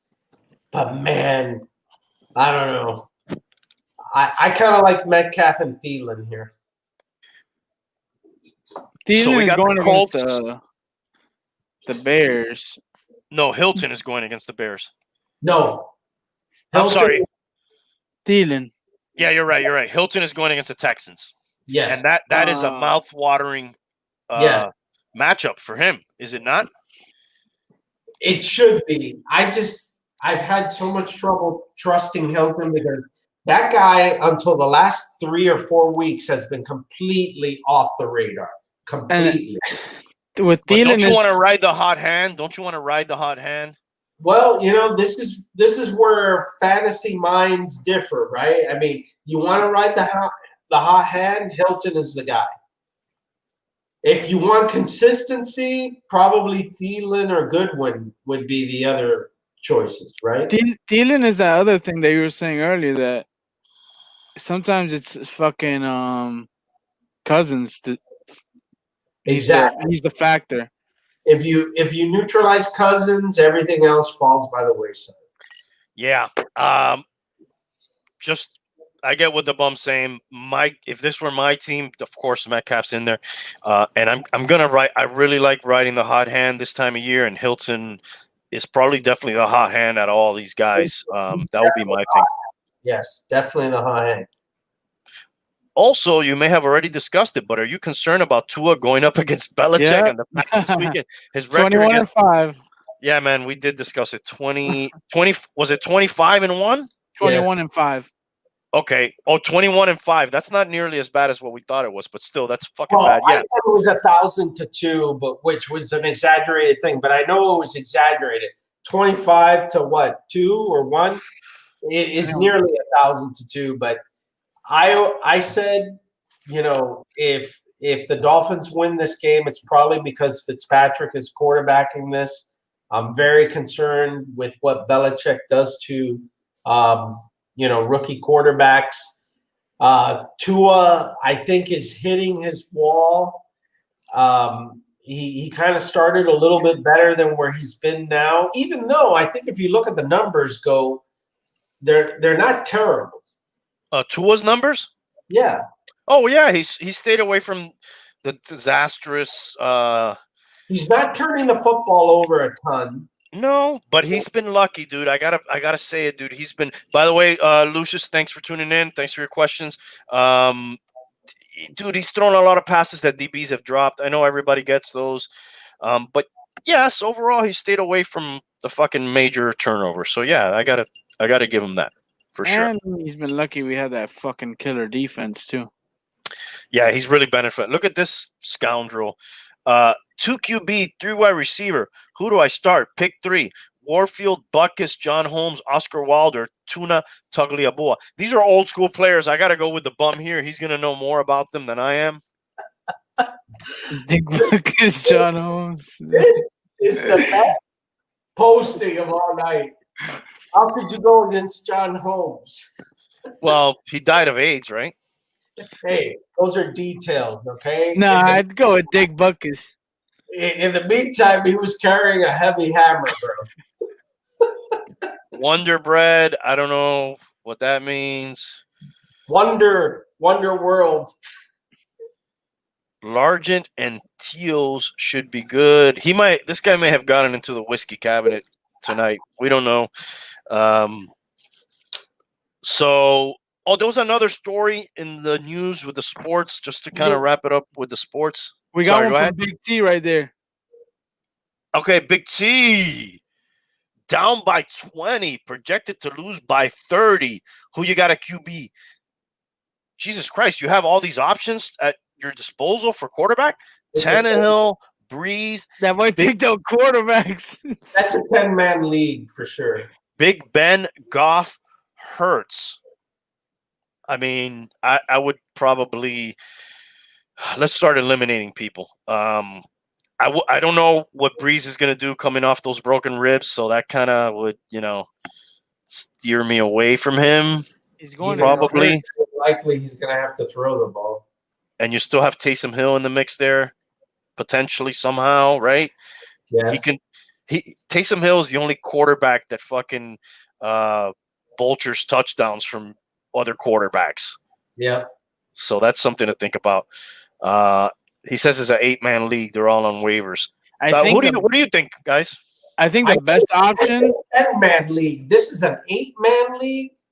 My God, You know what the talent looks like on the waiver wire in an 8-man league? I think every day. It looks like this. It looks like drafting every day. Yeah. I think his best option is go Goff because they're going up against the Jets. Well, I was going to say, if you want to break it down by matchups, Tannehill against the Lions, Big Ben against the Bengals, and Goff against the Jets. The guy with the best matchup there, you would have to say, is to Tank's point, Goff. Yeah, I think Tannehill, they're going to be using that running game with Derrick Henry against the Lions. What do you think?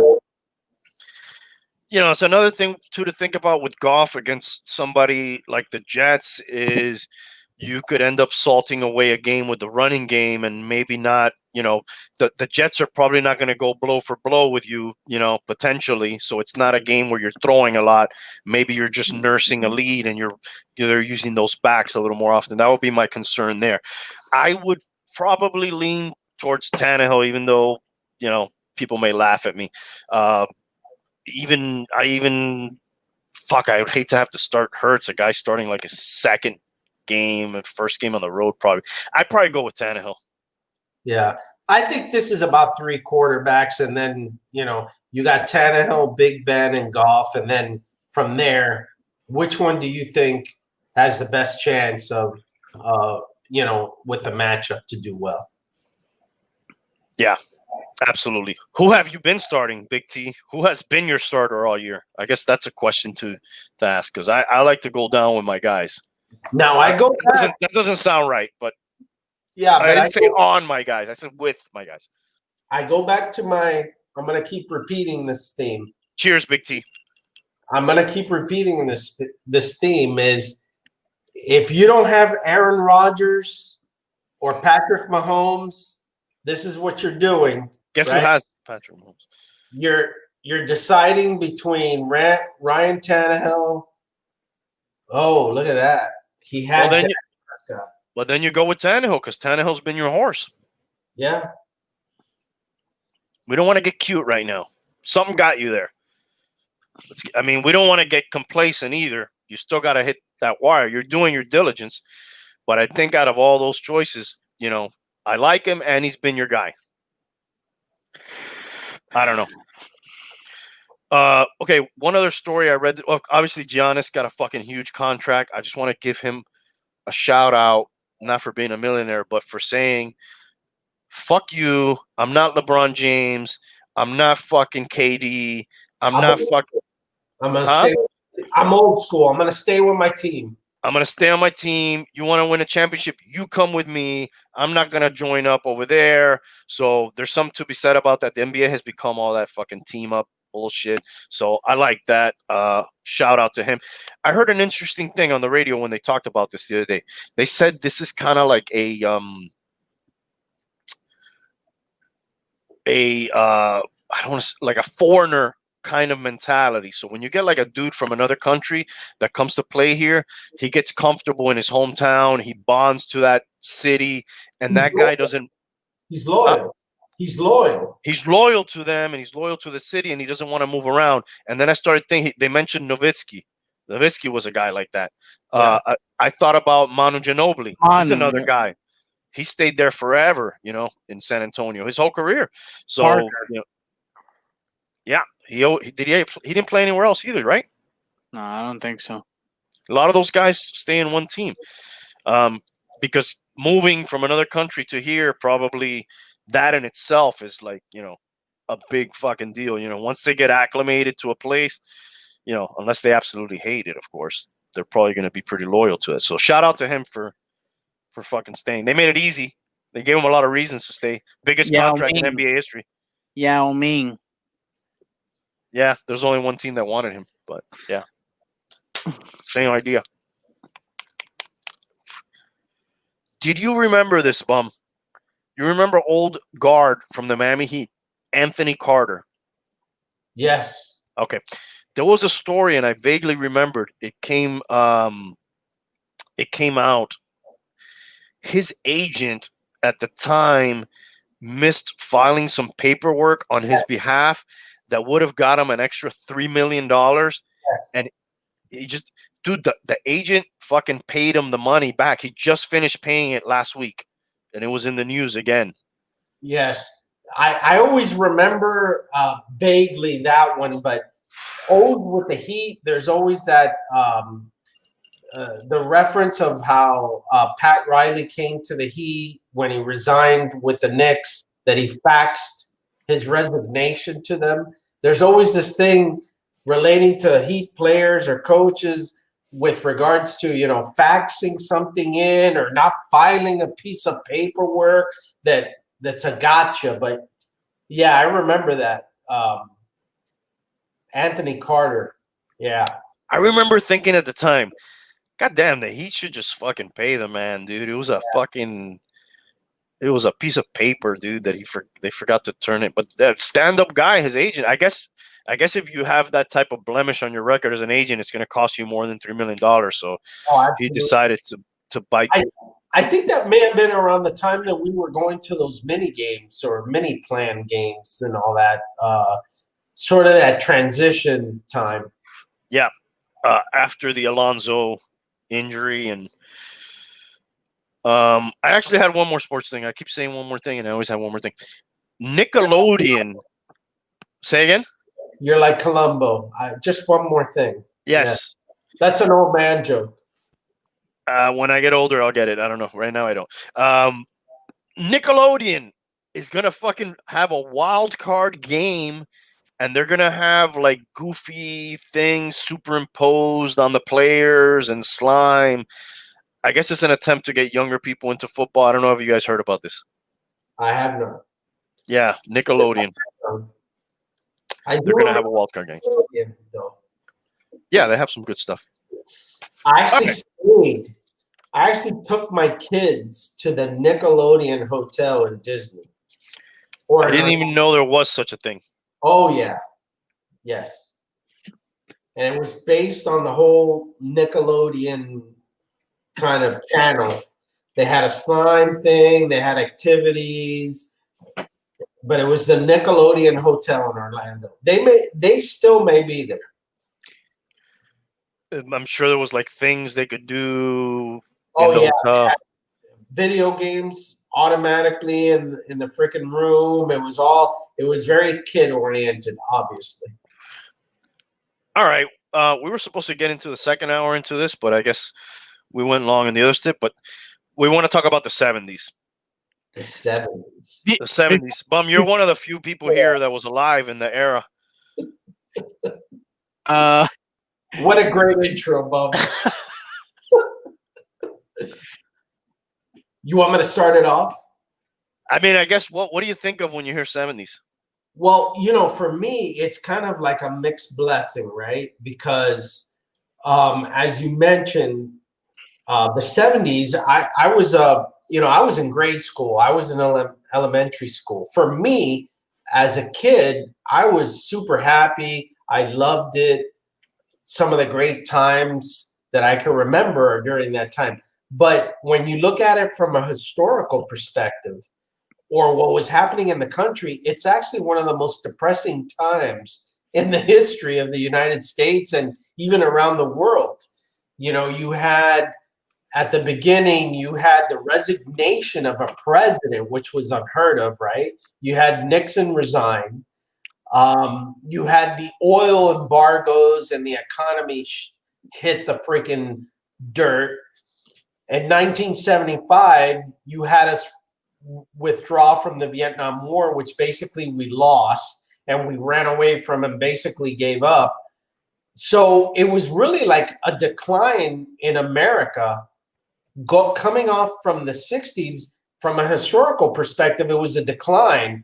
For me as a kid, it was great, you know, because I was elementary school and whatever, you know, for a young kid, the world is always your oyster. Everything's great. You know, you have a good time.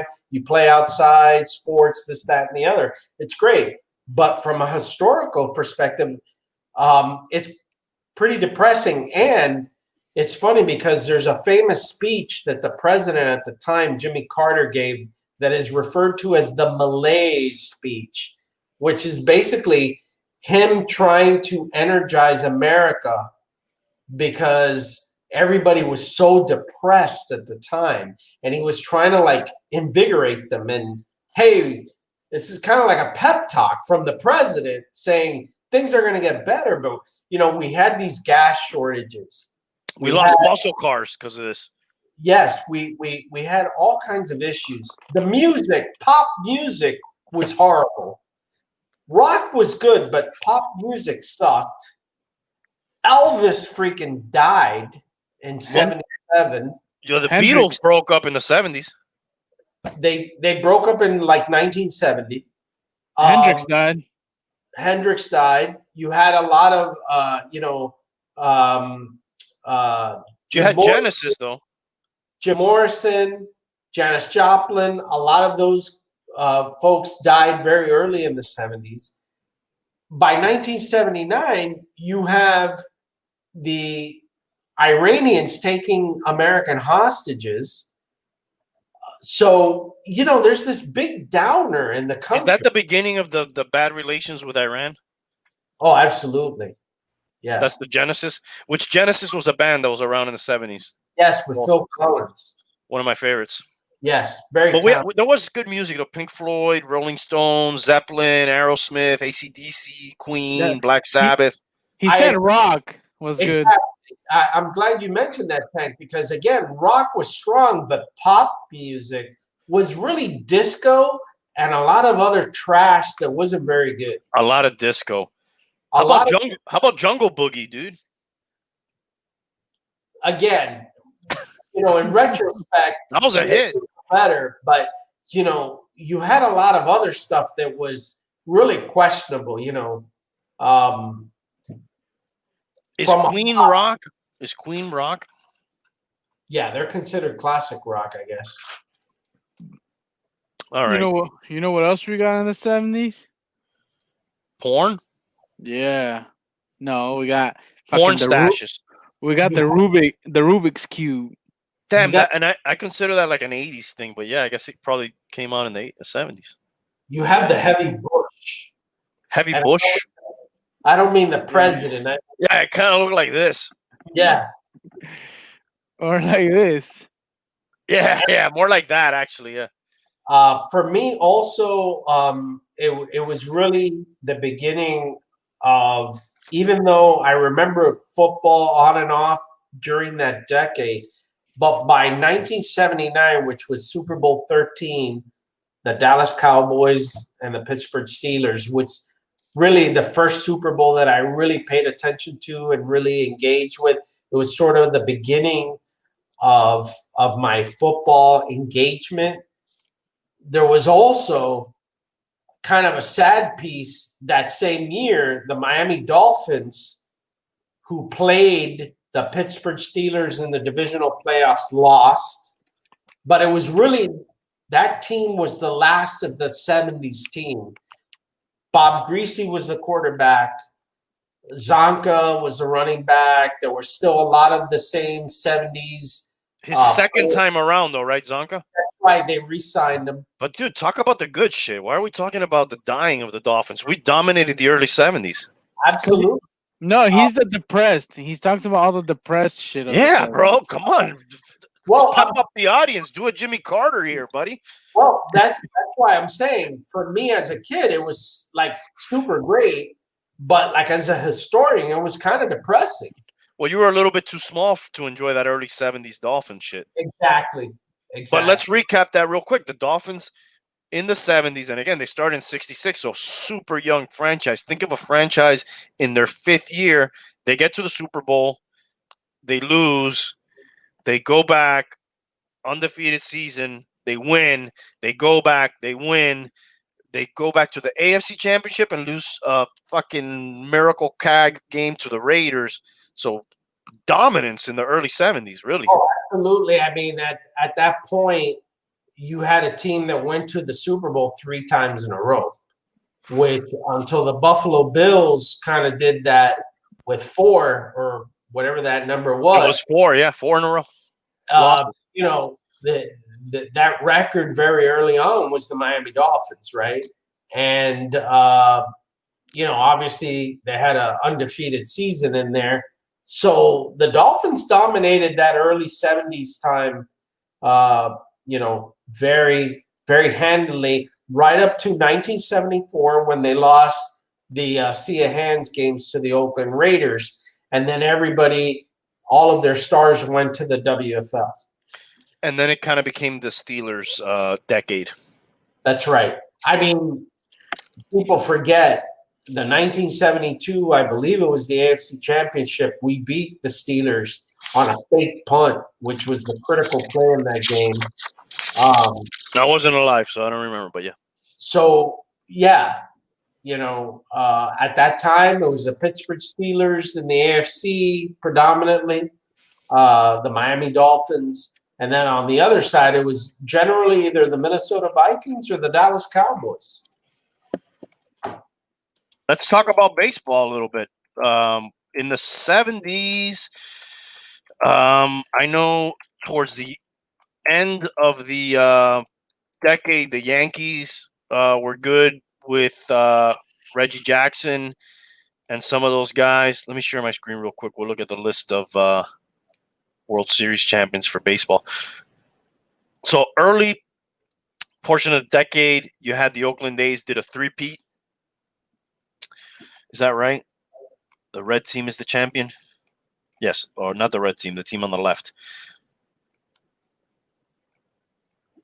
So 70 Orioles, 71 Pirates, who won in 79. So they had a couple in that decade. You had 3 in a row from the A's. You had, I guess this is Big Red Machine era right here, 75, 76. By the way, in 1979, the Pirates won and the Pittsburgh Steelers won. Yeah, that's the We Are Family Pirates. Yeah. Willie Stargell. Yep. I heard somebody said that before, that there isn't any combo football, baseball team to have 5 titles other than the Pirates and the Steelers, potentially. I don't think I'm not sure if anybody else has done that. Have what? Their football team and their baseball team have 5 world championships. What about the Patriots and the Celtics? Or the Red Sox and the Patriots? The Celtics have 16, no? Yes, no, this was baseball, football. I guess, baseball, football, my bad. I guess the Patriots and the Red Sox. I don't know if the Red Sox have 5. Let's see. Let's look down this list here, because all the Red Sox ones are recent. Did they ever end on the same time? Because to me, that's really devastating, right? Yeah, the Red Sox have 4: 2018, 2013, 2007, 2004, and then they probably have won a shitload of years before that. But that's pretty fucking close. They had to double up with the Patriots, right? They probably did, dude. And the Celtics also had one there in between. This is not a Boston show. We're not going to talk about that. So that's a little bit of the baseball. You had 2 years in a row, the Dodgers and the Yankees towards the end of the decade, with Billy Martin and Tommy Lasorda at the helm. The Yankees actually went to 3 in a row. They lost one to that Big Red Machine. What a fucking series that was. That wasn't a great series. They got swept, but what a fucking, for name value at least, fucking Yankees and Reds. Tank, do you want to pull up a basketball similar list so we can talk or look at that? All right, well, I looked that up. I got a couple of things that were invented or came out in the 70s. What do you got? We got the floppy disk. It was kind of like a kind of the start of like the technological shit. The first email was sent out in 71. Yeah. And then I guess they got more accessible in 78. The mobile phone came out. Yeah. In 73. A lot of fitness crazes started the jogging, aerobicizing, The Walkman. a lot of things around kind of individual fitness and stuff really started to happen around that time. The UPC too. The UPC like the barcode. That came Okay. out. Yep. I got it. You can share my screen if you want. Okay. We'll get back to this because there's a few other of those Jesus Christ, technical type of things. All right, I got your screen on the screen. Also the Post-it notes. Oh wow. There you go. So 71, we got the Bucks. They beat the Baltimore Bullets. Look at that. I'm assuming they became the Washington Bullets at some point. Yeah. Because they're also in the same area, right? Yeah, They're close. They're close by. Baltimore and Washington, yeah, same place. Mm-hmm. The Lakers won their first national or NBA title since moving to Los Angeles. Okay. 72 against the Knicks. Where were they before? Minneapolis Lakers. Wow. With George Mikan.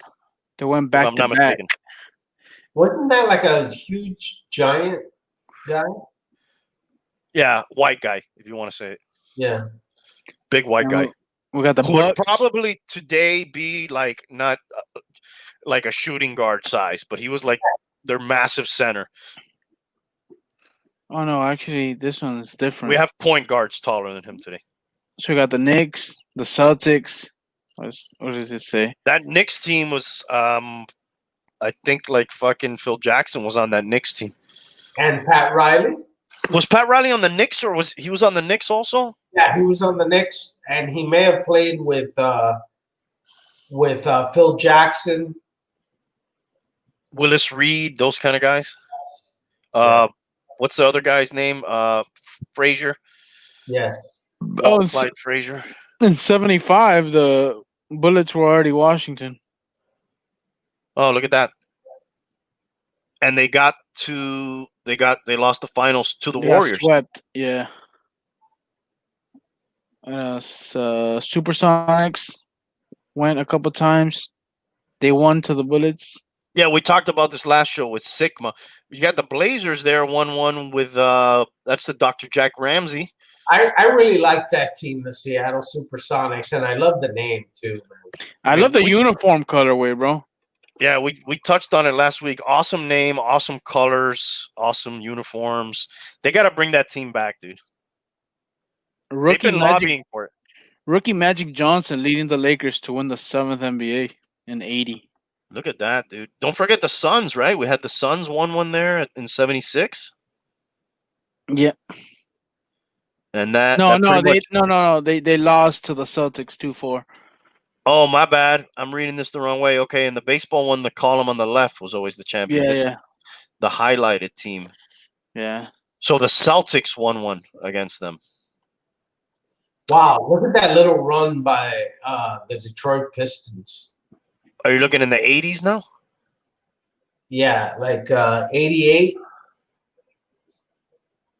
Damn, right here. But look at the Lakers, dude. 1, 2, 3, 4, 5, 6, 7. You know what? That's the Showtime Lakers. The Pat Riley name is peppered throughout that. I got to tell you, man, I know Phil Jackson, great coach and all that, but fucking Pat Riley kicks ass, dude. Well, the thing about Pat Riley is Phil Jackson, well, he did it in 2 places too, so I don't want to fucking say that. But I can't say that. He did it in 2 places. But he always fucking got into some sweet fucking positions, dude. Yeah. Like a lot better than Riley's. Yeah, he got fucking Michael Jordan dropped into his lap with Pippen. He got fucking Kobe dropped in his lap. And then we forget about his Knicks days, right? But Jackson's Knicks days. Yeah. Because Riley's Knicks days were pretty fucking good. Yeah, they were. Yeah, Pat Riley's a fucking badass. All right, so that's kind of sports. like as an executive, which I don't think Phil Jackson has done that. No, he was obviously a failure in New York when he did that. Let's go back to that tech shit. In '75, the push can or push through tops and cans came out, like the sodas. Yes, that you open and you push them in. I think also. What was it before then? It was the peel off tab that you would throw out. Okay. That was actually a big littering problem. I don't know if you like peel it off and then you had it in your hand. You had to throw it out. I remember doing. You guys remember everybody doing this in grade school or whatever? Like, okay, I like Sally. If it ends in an S, I'm gonna get her. A, B, C, D, E. Yeah, and then if you got it off on that letter, it was like whatever. Yes, I do remember girls doing that more, but we could just discuss that later.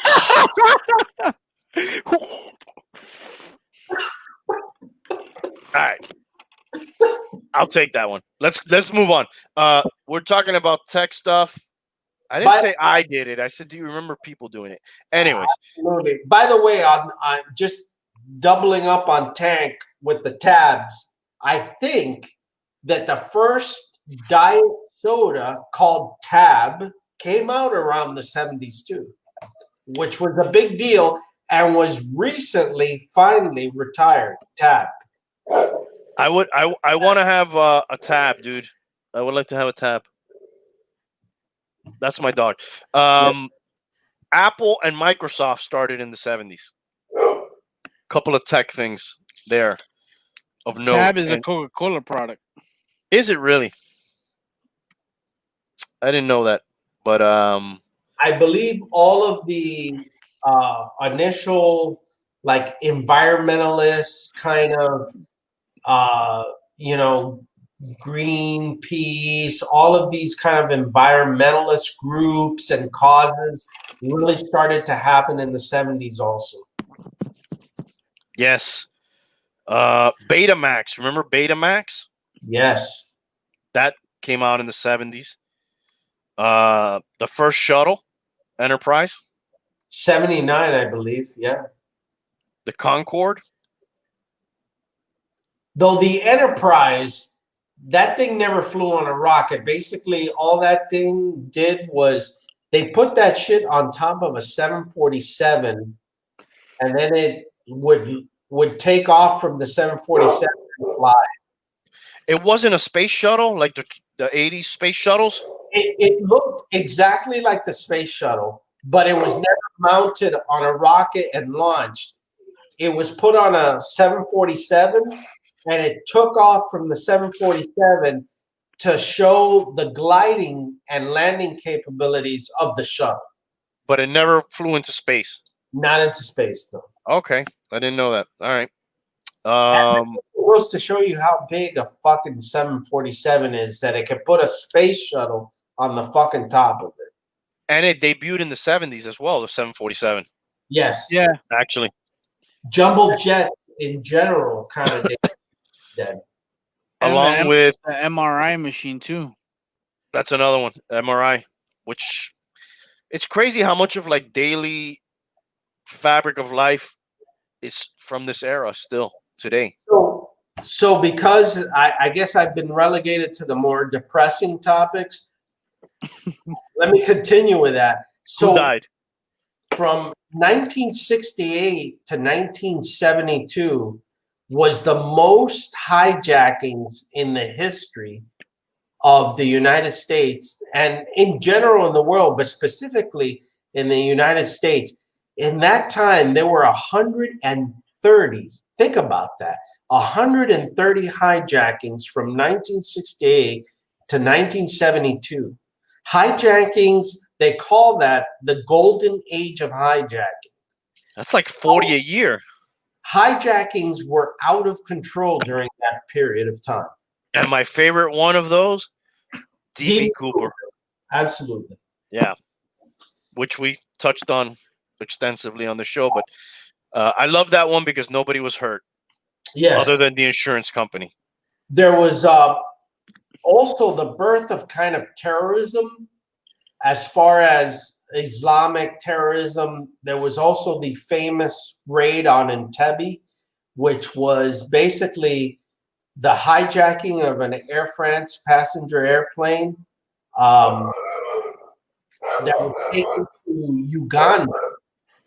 And basically, the Israelis stormed the airport and rescued just about all of the passengers. I think there was 260 passengers, and there was only four fatalities, which is shocking because they basically, did a rescue mission of a hijacking at an airport. Very famous, but during that time, hijackings were very popular. A lot of hijackings, a lot of terrorism. Another famous terrorist plot was the Munich Games. Palestine terrorists attacked the Olympic Village in Munich and killed like 50 or 70 Israeli athletes during that time. Wow. And this was who did the killing here? For the Munich? Yeah. The Palestinians. Yeah, there was a Palestine organization. Okay. Let's move on to some brighter news. This was kind of almost disastrous. Apollo 13 was in the 70s, which is the one where there's a Tom Hanks movie about this, and other movies probably too. They had some type of oxygen explosion. Yeah, an oxygen tank exploded, damaged their capsule, and they had to move into the lunar lander to basically survive, use it like a lifeboat. And it was pretty harrowing to get those people back. There was a lot of ingenuity and a lot of kind of really rigging to be able to survive that. I also got something that's not so bright news. There's not a lot of bright news in the 70s. What do you got, Tank? John Wayne Gacy from 72 to 78. The real life It, right? Yeah. Killer Clown. 33 Men and Boys. And there was a ton of those serial killers during the 70s also. You had the Son of Sam. Yeah. You had the Hillside Strangler was around that time. In San Francisco area, right? I'm not sure if the Zodiac Killer was late 60s or early 70s. By the way, they were just able to, after so many years, decipher one of his coded messages, which was, how the hell does an ordinary guy, write codes that, it takes us 50 years to figure out what they mean, but okay, whatever. We also got serial killers during that time. We also got Bundy in there too. Bundy and the Unabomber start being active. Yes. In that, I think Dahmer started in 78, late 70s. Son of Sam. David Berkowitz. I like that movie that kind of, is it called Son of Sam? The movie I'm thinking about with John Leguizamo? Maybe The Summer of Sam or something like maybe. that. It was good. Cool movie. It gives you a little bit of the vibe of the era and the time in New York with the Yankees and, the Son of Sam and whatever became of this guy. He's still in jail, I believe. He's still alive? I believe so. Yeah, it's a pretty good movie. Dude, these bastards last forever. It's the good people that die fast. It's crazy, right? He's still alive, dude. Yeah. Again, every time I think about the 70s, again, as a kid, I was super happy. But from a historical perspective, what's another major thing that happened is the first nuclear accident, the 3 Mile Isle accident in Pennsylvania, happened during the 70s, and that's another depressing thing, because we at that very time we were having the oil embargoes, and we were trying to move away from oil and those types of energies to something new, and here we go, nuclear power plant freaking melts down. Hey, but Disney World opened. Yes, and I do remember, and I'll have to show you the picture, Bum, one day when we're able to congregate again. I have a picture in 1972 of my dad taking, my sister and I to Disney World. 1972. They had cameras back then? Yes, they had film, and you had to take. This is when you know you're a drunk, by the way. The first digital camera, I think, came out in the 70s. You had to take it to a place to have your film developed. Kind of hard to fucking get dick pics back then, I imagine. Not easily. Fucking Star Wars, bro. That's something cool. I remember I was in 3rd grade, 1977, and I went to see Star Wars, and I was freaking blown away. I was blown away by The Mandalorian today. I'll say it fucking again. So the whole thing about The Mandalorian now, just to do the Star Wars thing right now real quick, spoiler alert, it looks like they're closing the chapter on The Mandalorian, and they're opening next year the chapter on Boba Fett. I had heard about a Boba Fett show in the works for a long time, or movie. So I guess that's what we're going to get next year. What I'm confused about is I thought that The Mandalorian happened between Revenge of the Jedi and Force Awakens. No, it takes place after Return of the Jedi. I thought I just said that. No, you That's said what you just said. Revenge. Huh? He said Revenge of the Jedi. Yeah. Okay, maybe that confused me. Okay, yeah. Return, isn't it between Return of the Jedi and Force Awakens? That's a long time, though. There's a long time there. There's probably like 20 years. It takes place almost immediately after Return of the Jedi. But Okay. he finds Boba Fett's armor. So Yes. there was I started to read a bunch of stuff saying about that what the Mandalorian did highlighted how horrible the Last Jedi was, and some of these other things, and how they treated the Luke Skywalker character, right? Because they made him so cynical and so burnt out, versus what the Mandalorian did. It was so different, right? Mm-hmm. And I read a couple of articles saying that, the way the Mandalorian did it was probably the way that it should have been kept on in Force Awakens and Last Jedi, and so on and so forth. Yeah, I mean, what I liked about The Mandalorian, I loved the episode today. Probably more questions than answers, and they kind of seems like they're wrapping up the chapter. But what I liked most about it was that at least last year, it was mostly like an independent thing that didn't really fucking matter who the people he encountered were, or if they were related to anybody. It was just a pretty cool story. This year, more than ever, they're like, Boba Fett's armor. Here's Boba Fett. Luke Skywalker's coming in. Oh, there's, Bib Fortune. Like they started doing that, kind of going back to where let's tie this in. And I don't really, not that I don't think that's necessarily bad, but I don't really need that. I need a good story. And a good story, there's good stories all the time. They don't always tie into other shit. I wish they would do more shit that doesn't tie in. Just good stories in the universe. It's so expansive. So many planets. Think of all the stories there could be in just one planet. Yeah, but I've also been confused by that, because I've read that there's canon and there's non-canon and there's... Well, this is all canon. Okay.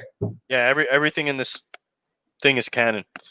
Because and then there's a percentage of people that say that a lot of the really good stories are non-canon. Well, there was a lot of books that were really good that they kind of called them now Legends series that are not canon. But a lot of the characters, like Grand Admiral Thrawn, they threw his name out in The Mandalorian. He's kind of like in the books was the guy who kind of was in charge of everything after the Emperor died. He was running the fleet and all that shit. He never actually appeared on the show, but they did talk about him. So I remember reading a book called Empire of the Shadows of the Empire. Shadows of the Empire, yeah, which was awesome. And it took place between Return of the Empire Strikes Back and Return of the Jedi.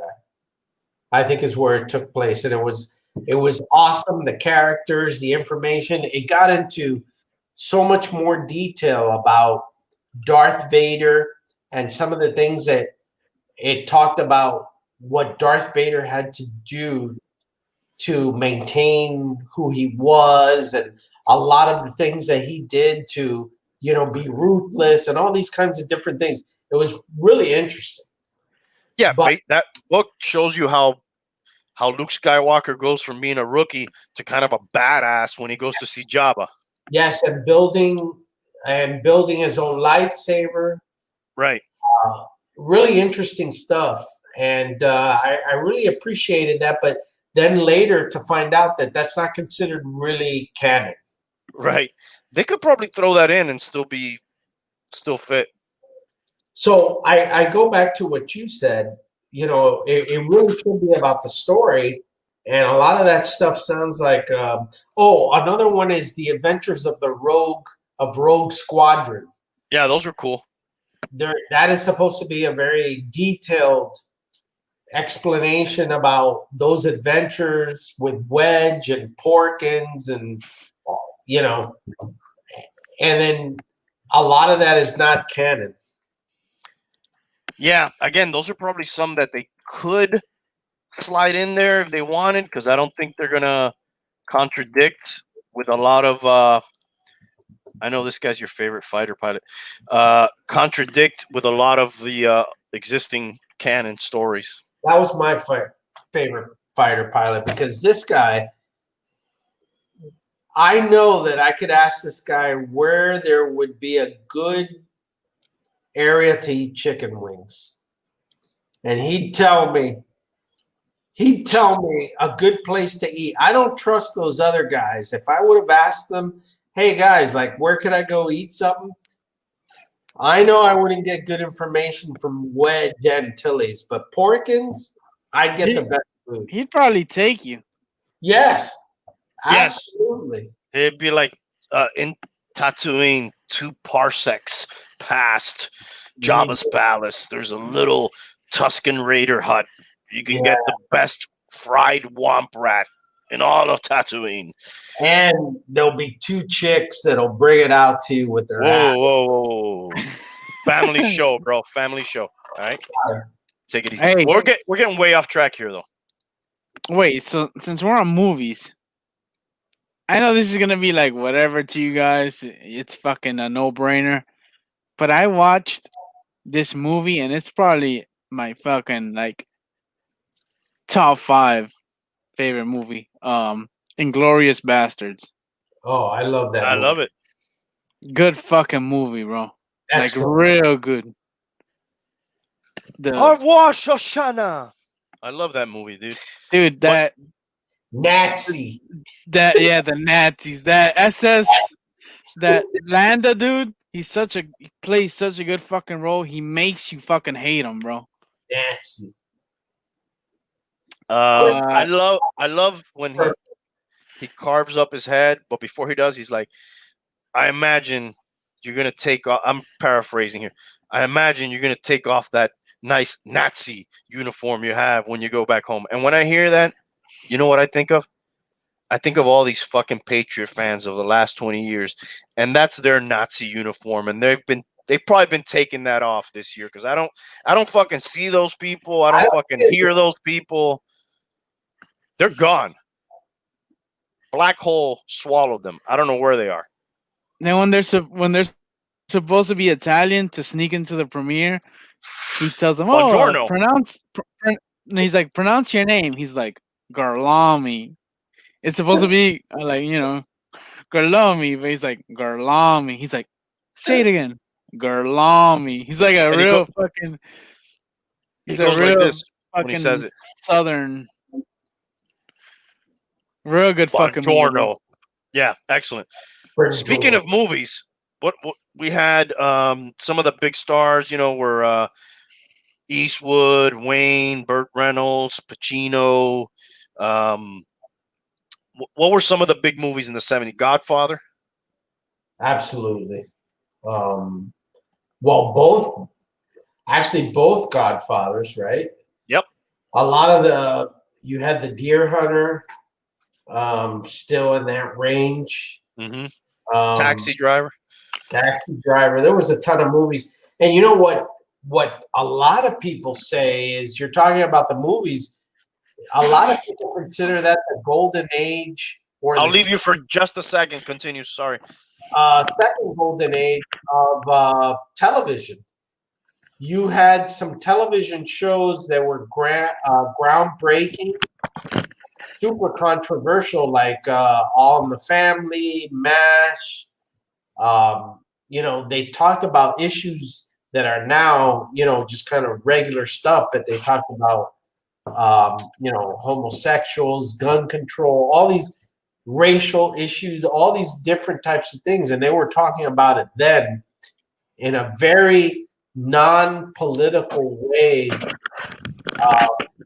They were just kind of talking about it. And a lot of people consider that some very, very great television around that time also. What about Cheech and Chong? Some Cheech and Chong. Hell yeah. Hey, TV was pretty good too. That's what I was just saying. That's what he was just saying, bro. I wasn't fucking here, bro. Calm down. Yeah, I was saying that a lot of people consider that probably the golden age of television for the second time. You're stealing my thunder. Where shows like All in the Family, MASH, Mary Tyler Moore, very progressive. I'm telling you, if you ever, and it may be hard for you to look at, Tank, because you're a younger guy, but watch All in the Family. You couldn't do that show today. You could not do that show now. There's no way. It talks about such, like, every issue that there is now, whether it's racism, gun control, gays, and it talked about it very roughly, not politically correct. And, there was a lot of shows like that during that time that, by the way, I think All in the Family is the show that has the most spin-offs of any show in the history of television. What do we have? Archie Bunker's Place or something like that? Archie Bunker's Place. You have the Cloris Leachman Show. You have Maude. You have the Jeffersons. Who were his neighbors? Yes. Well, no, they used to clean his house. His wife used to clean his house. She was the maid. So, yeah, a lot of spinoffs. That's how great that show was, or considered at the time, that it spawned all these other shows that in their own right became great. Dude, how about The Streets of San Francisco? Wow. Michael Douglas, and who was the other guy? Oh, Carl Malden. Right? I don't know, but I know I saw that on reruns a lot. You know what I didn't know was a fucking 70s show, and I feel so stupid? Happy Days. I thought, since I was so old, that was actually from that era of the 50s, but it's a 70s show. Well, and Happy Days is up there with the number of spinoffs too. From Happy Days, you had Laverne and Shirley. You had Joni Loves Chachi, and I can't think of the other one, but it also had spinoffs too. Chips? spinoffs was like something. I mean, you don't even see that now. You don't. I don't think you even see that now, right? Like a show that generates other shows. Like when was the last time we saw that? Frasier was a big one. Frasier. Yeah. That was from Cheers. Street Right. Life of Zach and Cody became Street Life on Deck. Okay. But you don't see it much. No. You did have a lot of the cop stuff, Streets of San Francisco, Chips, Starsky and Hutch. One that I mentioned earlier that you didn't catch the reference to, Columbo. Charlie's Angels. Charlie's Angels. It was very cop driven. Dukes of Hazzard, which is now like illegal to even talk about. Now, I mean, a guy driving around with a rebel flag on his car. I mean, What about the Bear Jew? Oh, we're going back to Inglourious Bastards. The Brady Bunch. yes. Dallas. Sanford and Son. Sanford and Son. I love Sanford and Son, dude. Red Fox, one of the greatest comedians. Oh, it's the big one. It's the big one. Yeah. Doctor Who. I never really watched that. Neither did I, but it's big. The Incredible Hulk with Bill Bixby. Wonder Woman. Was that 70s or 80s? No, that was 70s, man. Did it run into the 80s? Maybe 80 tops. Fucking Linda Carter was hot, dude. Big time, man. Superman Enter the Dragon. What was she like 6 feet tall? I don't know, dude. I think she still is pretty hot, probably. Monty Python. Look at this woman. Oh, Yeah. hideous. What is that? Well, we know you don't like women, dude. Well, she's old here, okay? Could you put a picture of her as Wonder Woman? How about that? There's nothing wrong with that. But you're showing all the old pictures. These are just the pictures that come up, dude. Tank is saying, like, damn, she's like my mother or something, or somebody's mother. Yeah, for some reason they pulled up all the MILF ones. That's better. She kind of looks like Katy Perry. There you go. A little bit, yeah. I mean, come on, man. Katy Perry's fucking hot. Hey, when you're 12 years old and this is what you have to look at, and there's no internet, are you kidding me, bro? The lasso of truth is helping you fucking rub a couple out here. Dude, I had the lasso of truth around my head. Probably had it around something else. Anyways, a lot of good fucking TV shows. The Bionic Woman, the $6 million Man. All of those shows. Apocalypse Now. That's a movie. You got it. 79. The horror. The Exorcist. Scariest movie of all time. You know what else started in the 70s? Saturday Night Live. Yes, 75. And the original crew was the funniest. That show's really fucking gone.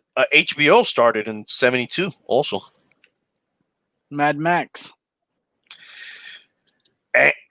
No, that's not 7. Oh, the original, maybe. Yeah, the original.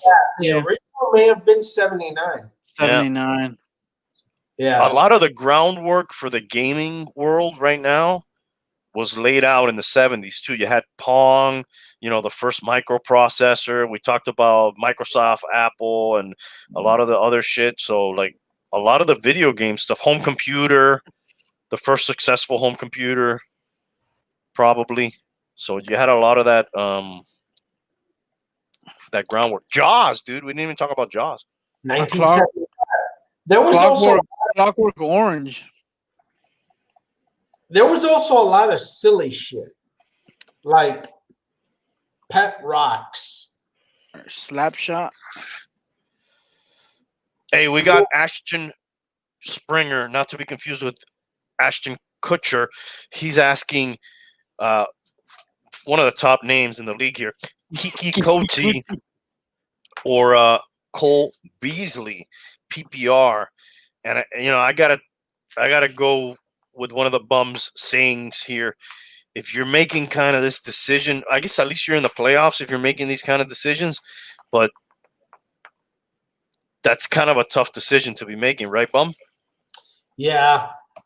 Well, there's two things here, right? So the Texans have lost all their receivers, so Kiki Kuti is probably their top receiver. So from a targets perspective, you're probably going to get a lot of action there.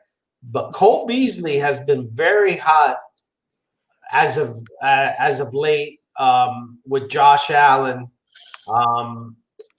This is one of those toss-ups, right? And I guess you got to look at who has the most opportunities. And if I had to say who has the most opportunities, I'd have to say it was Kiki.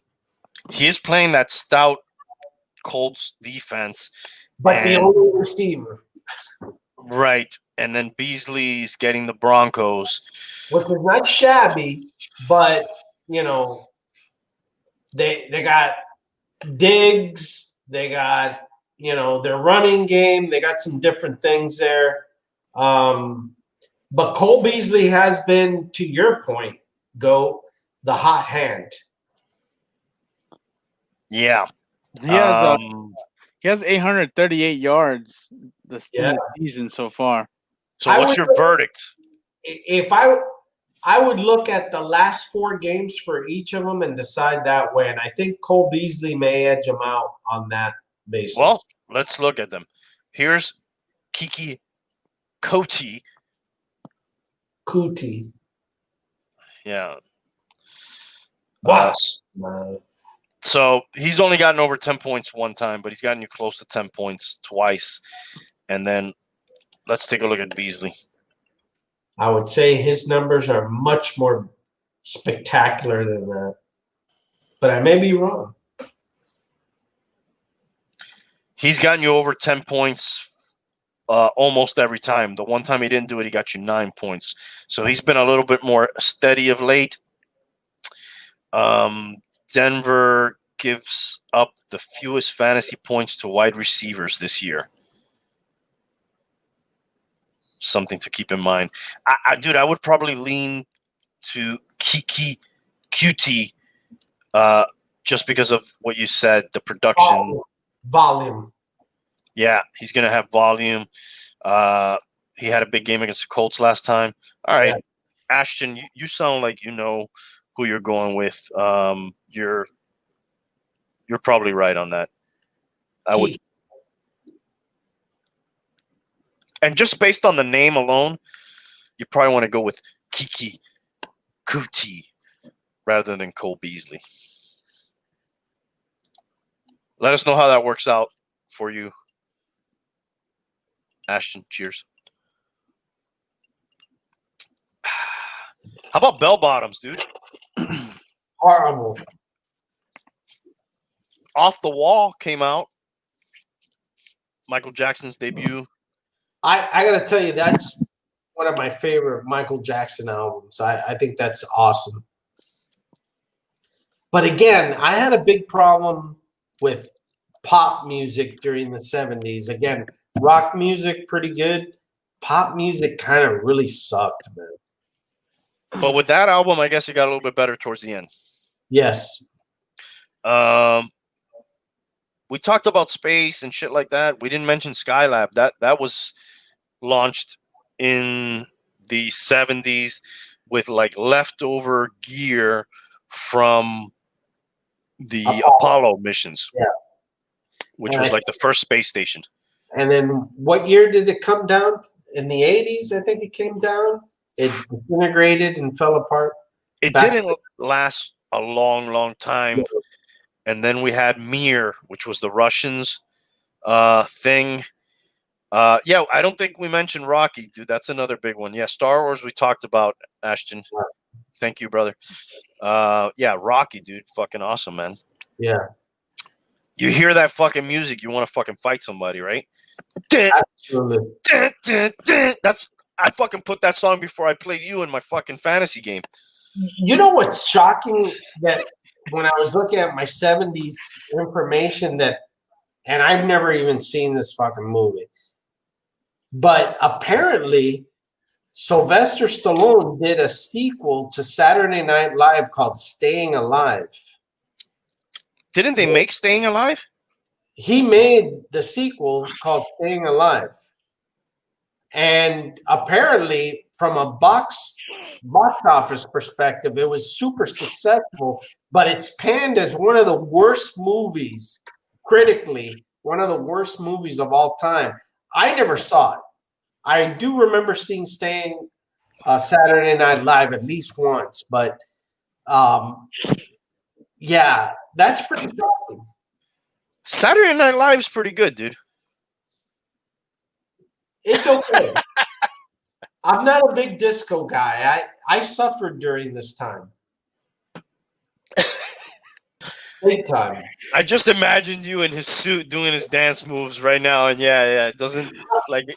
No, I was too young for that, and I remember my sister was 7 years older than me, and the whole time seemed very cheesy, and that's where I made my direct ascension into rock music because of that.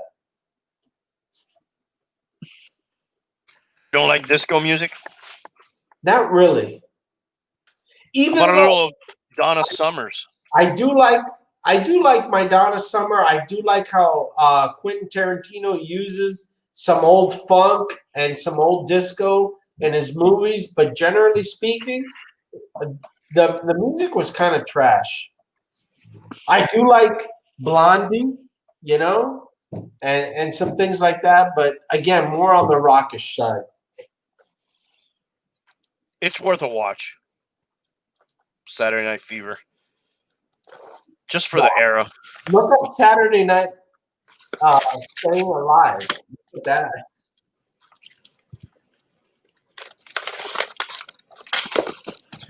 Staying Alive. Let's see. I never watched Staying Alive. I never have either, but So you're saying Stallone wrote this? directed it, I believe. And I think his brother was in it too. Are these the Bee Gees? What is this? Exactly. So Travolta's not in this? I thought Travolta was in it. Oh.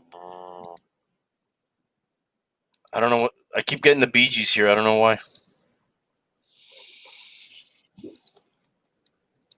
All right. We'll have to investigate that further. You know, the sponsor of the show is Man of Action Figures. There's still time to buy your toys and collectibles for Christmas. You can check out manofactionfigures.com or go to the store at 27551 South Dixie Highway in the Homestead Naranja area. And let's talk about some of the 70s toys since we're talking about Man of Action Figures and toys and collectibles. We had Simon, Atari, and some of the ones that are still here today. Hot Wheels, Barbie, Star Wars. This was your heyday for toys, Bum. What kind of toys were you playing with in the backyard in that era? I have to tell you, this is another. You know, you guys were making fun of me that I kept bringing up the negative things, but one of the positive things here is that every Christmas was, you know, stupendous. You had the Star Wars, the original Kenner Star Wars toys. If you want to go a little back, you had Evel Knievel. There was so many different toys during this time that, you know, obviously very extreme collectibles now, but there was some really good stuff that you played with. And you know, this is the time where TV, you had 3 channels. There wasn't any cable. there wasn't any internet, so you really played with your toys. You really went outside and played with your friends. It wasn't a situation like now, right? That you have the internet, that you have your phone, that you have your computer, that you have all this technology. It really was about what you would get during Christmas, what you would go to the toy store and buy, and it was awesome. It was really a lot of super cool stuff. Migos. Rock'em Sock'em Robots. Is that a 70s thing? I got that was, again, that was, I remember getting that for Christmas from an aunt of mine, the Rock and Sock'em. That was awesome. A lot of the toys from that time, really pretty cool. Here's some of the Migo figures, which if you watch the 40-year version, these are some of the ones that he collects. These fucking toys are priceless if you have them in the package today. $6 million man. I had the $6 million man. I had his nemesis called Maskatron, which was basically a robot that you could change his face, and there would be like these different faces that you would add to him. There's the Pet Rock. Incredible. This guy made $1 million, I think. Yeah, probably more than that, I would think. But that's when $1 million was $1 million. Big time. And you had the I had one of this, the Viewmaster. Mm-hmm. Incredible at the time. I also had the original G.I. Joes, which were the larger life-size. Back then, G.I. Joe, my G.I. Joes were black. G.I. Joe was actually black. There was a lot of detail around the G.I. Joes. There was those were the old 12-inch ones. Yes, exactly. Action Man. Yes.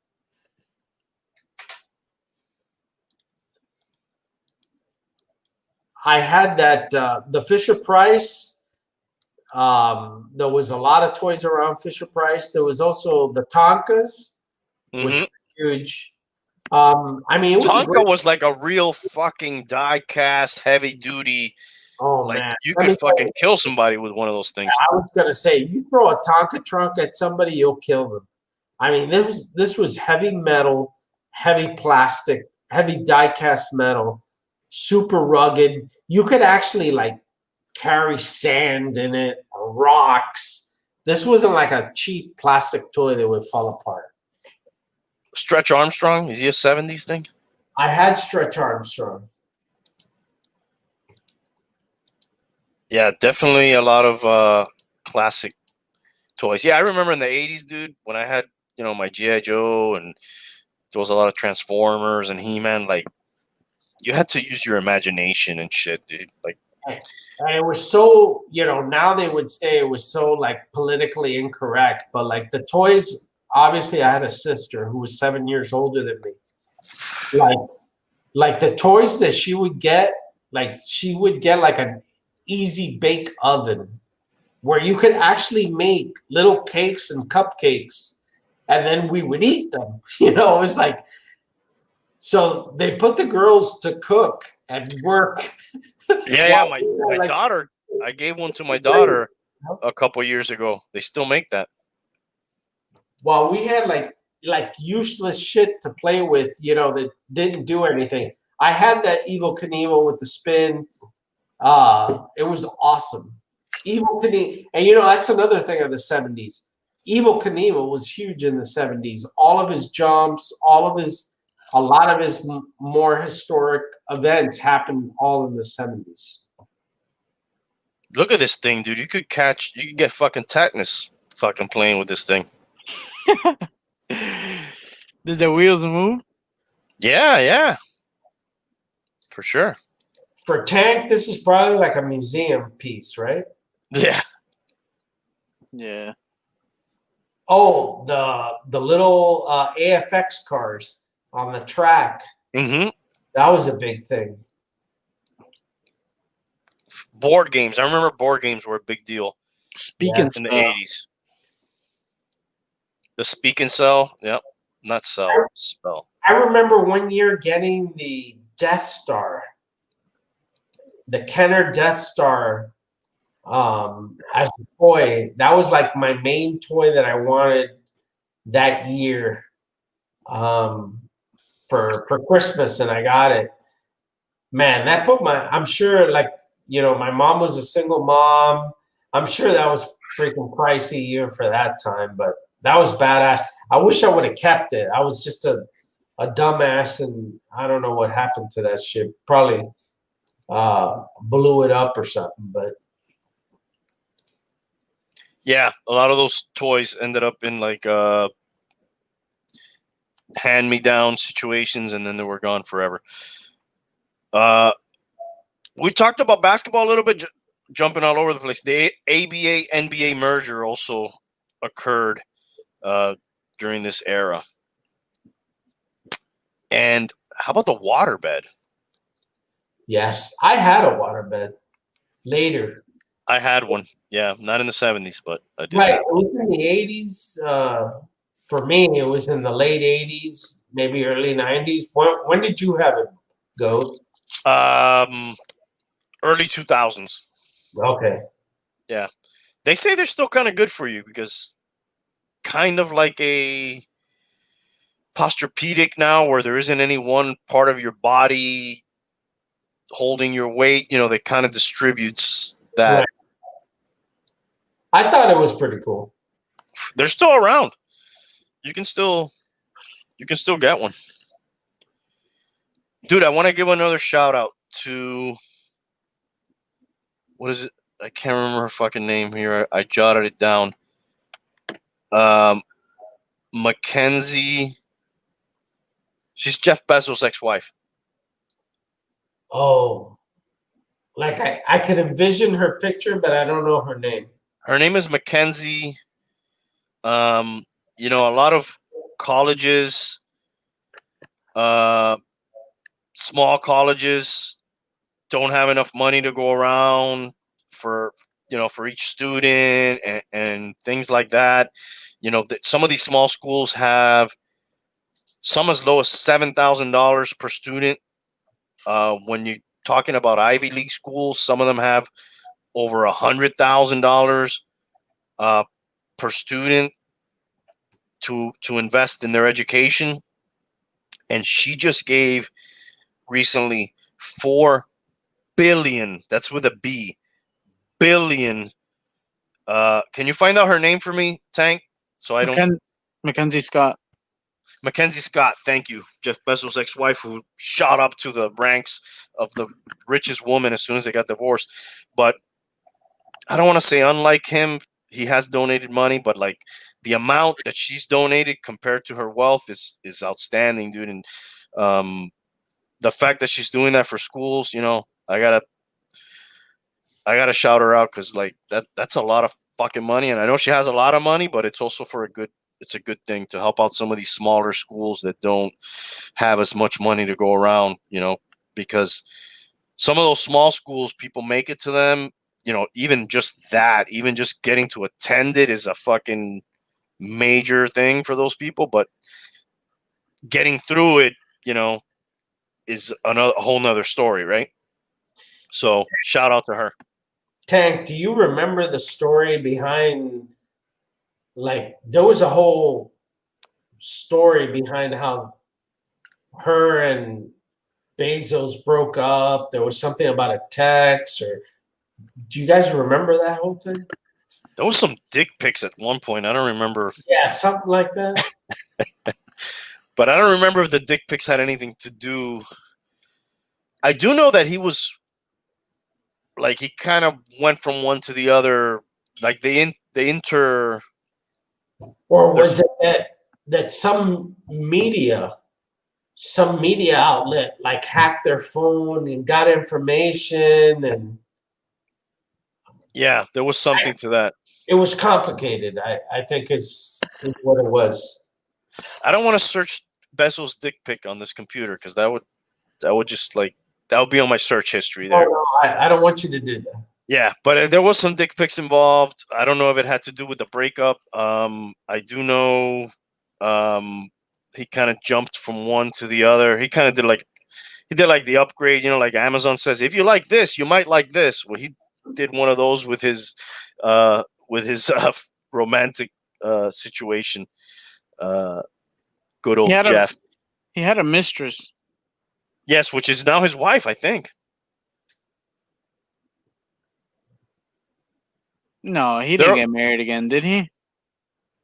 I'm pretty sure he did. I'm not sure. You might want to fact check that one. For what, bro? Because he can fucking afford it, dude. That's why. They always get on him that he doesn't donate enough. It was cheaper for him to divorce his ex-wife than to fucking give her hush money. Dude, it's crazy that she became the richest. I think she became the richest woman ever immediately after the divorce. Which is insane. She got $38 billion from the divorce. I mean, she invested well then, dude. What do you do with that kind of money, huh? You donate $4 billion of it. You kill yourself. That's what I would do. What do you do with the kind of money Bezos has? What does he have? 200 billion? Billion. You create a pharmaceutical company. You go to space with his Blue Origin. Yeah. Like, what's there left to do? But you could see that anybody that has that much of money, they're not completely single. If not, they'd be dead. They're not completely what? Single. If they were completely single and have that much money, they'd be dead. They wouldn't last long. Because they don't have any checks? Because a young person with that much money would just kill themselves. Well, I mean, inadvertently. But he's not young though. But I could see where I could go off the rails with $200 billion. Yes. I'd go off for sure. I mean, I certainly can imagine. Yeah. But what's the end game for a Bezos guy? Like, I want all the money that is available on this planet. Like, what else do you do? I've seen that with people and, at a lower level, right? With even people like executives at companies that I've worked with that, they're probably making anywhere between $2 to $6 million. I mean, that's a lot of money to me. Yes. And I wonder, a lot of them are in their mid to late 50s, and I'm thinking, like, what's their motivation? Are they just trying to take care of their families generationally? They're making sure that no one ever who's related to them will ever have to worry about money again. Like, what's the motivation there? I mean, or they just want to always be on top no matter how old they are. I mean, why wouldn't they just like retire, take the money they have, enjoy life, die? Like, what's the motivation? And it really varies. Most of those people, though, from what I've seen, are just, they're so A-type personality that they always have to win, no matter how old they are, and where they are in the social status. They always have to keep winning. Kind of like Bill Belichick, he's like, what, 70 or close to it? Like, he's got 6 Super Bowls. Like, why the hell are you coaching? He's chasing Shula, maybe. After that, I'd be like, why are you still doing this? Exactly. Whatever. But he hasn't gotten there yet. No. Hopefully he never does. No. The whole generational wealth thing, though, too, is it's kind of a conundrum for me when I think about it, because I look at, obviously a lot of people are watching The Crown, that series. Dude, a lot of those children there are fucked up, dude. Obviously they never have to do anything ever. They're taken care of, but they're kind of, a lot of them are fucked up, and there's something to be said for a struggle. Like, think of the struggle makes you. the struggles what makes those people. Bezos was nothing. Look at him now. Bill Gates was nothing. Look at him now. This guy, the big investor, what's his name? Old guy. He invests. Warren Buffett. Warren Buffett. They say he still lives like in his. I don't fucking buy it. They say he still lives in one of his childhood homes or some shit. He drives a fucking Honda Accord. Yeah. And every day he has a toast for breakfast. No, what I heard is that he goes to McDonald's and he has the sausage McMuffin and a Diet Coke. But he came from nothing. Like how many? I mean, I'm sure there's examples, but there's probably more examples of people who self-made and came from nothing than people who were just given something. Although some people say Trump was like given small loan. Yeah, a lot of people say. Yeah, I would say that. I don't know if you could say Trump was given, but definitely he didn't come from he wasn't a self-made man that came from nothing and made himself. He's definitely not that. I don't think Trump ever really struggled. No. You know what I mean? That's what I'm saying. Yeah. So I guess he's probably the exception to what I'm saying. But a lot of times you get people who get everything and they fucking blow it. Sure. And I am honest enough with myself to realize that many a times I think if I would have had that on just every resource in the world, I think I probably would have hurt myself and took myself out before I would have done anything good, because how do you control yourself, right? Dude, I didn't want to work when I didn't have anything. Can you imagine if I fucking had something? Right. Exactly. That's my point. Jesus. So the struggle's good. I'm trying to think of some other examples of that. Well, then there's also the people who make it, like a Tyson, who he made it, but then he blew it. That was all one cycle. He never got to give it. He got it and he fucking lost it. But that happens a lot in the sporting world. There's a million examples like that. They don't even get to pass it along. So I don't know, man. I think we kind of fucking covered a lot of material. A little bit of a downer, some of the stuff you brought to the table. Try to lighten it up next time you come on a little bit. Well, the 70s was known as the malaise decade. It was kind of depressing because we were coming off so many different things. So there really isn't a ton of stuff. Like I said, as a child, as a kid in grammar school, elementary school, I was happy as can be. But from a historical perspective about the things that were going on at the time, it was kind of depressing. Yeah, we got to tell it like it is. Yeah, it's true. Yeah. I think of the 80s like as a happy time, but obviously I'm in that situation in the 80s. It's my youth. I'm not paying attention to fucking, Cold War and fucking you can't even say the Cold War, because that's the whole point, right? As soon as, and I don't want to get too political here, but as soon as Reagan takes over, it's a completely different thing. The hostages are released. The Cold War by 1986 is over. And, this, now we're talking about an 80s show, but it's completely positive. Well, this is a little preview. We're going to do the 80s show at some point. You have MTV, you have all of these different things happening, all in a positive sense. It's kind of rebuffing the 70s, which is depressing, compared to the 80s, which is all about partying, technology, shopping malls, all these kind of different things that are all cocaine and hookers. Yeah. Hell yeah. All right, we got a fantasy question coming in here at the last minute on 4th down in the fourth quarter from Shades 721. 2-minute warning.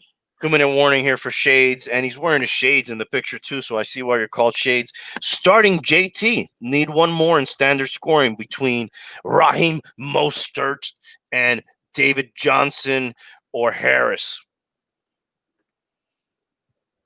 Johnson is coming back. What do you think about this, Bum?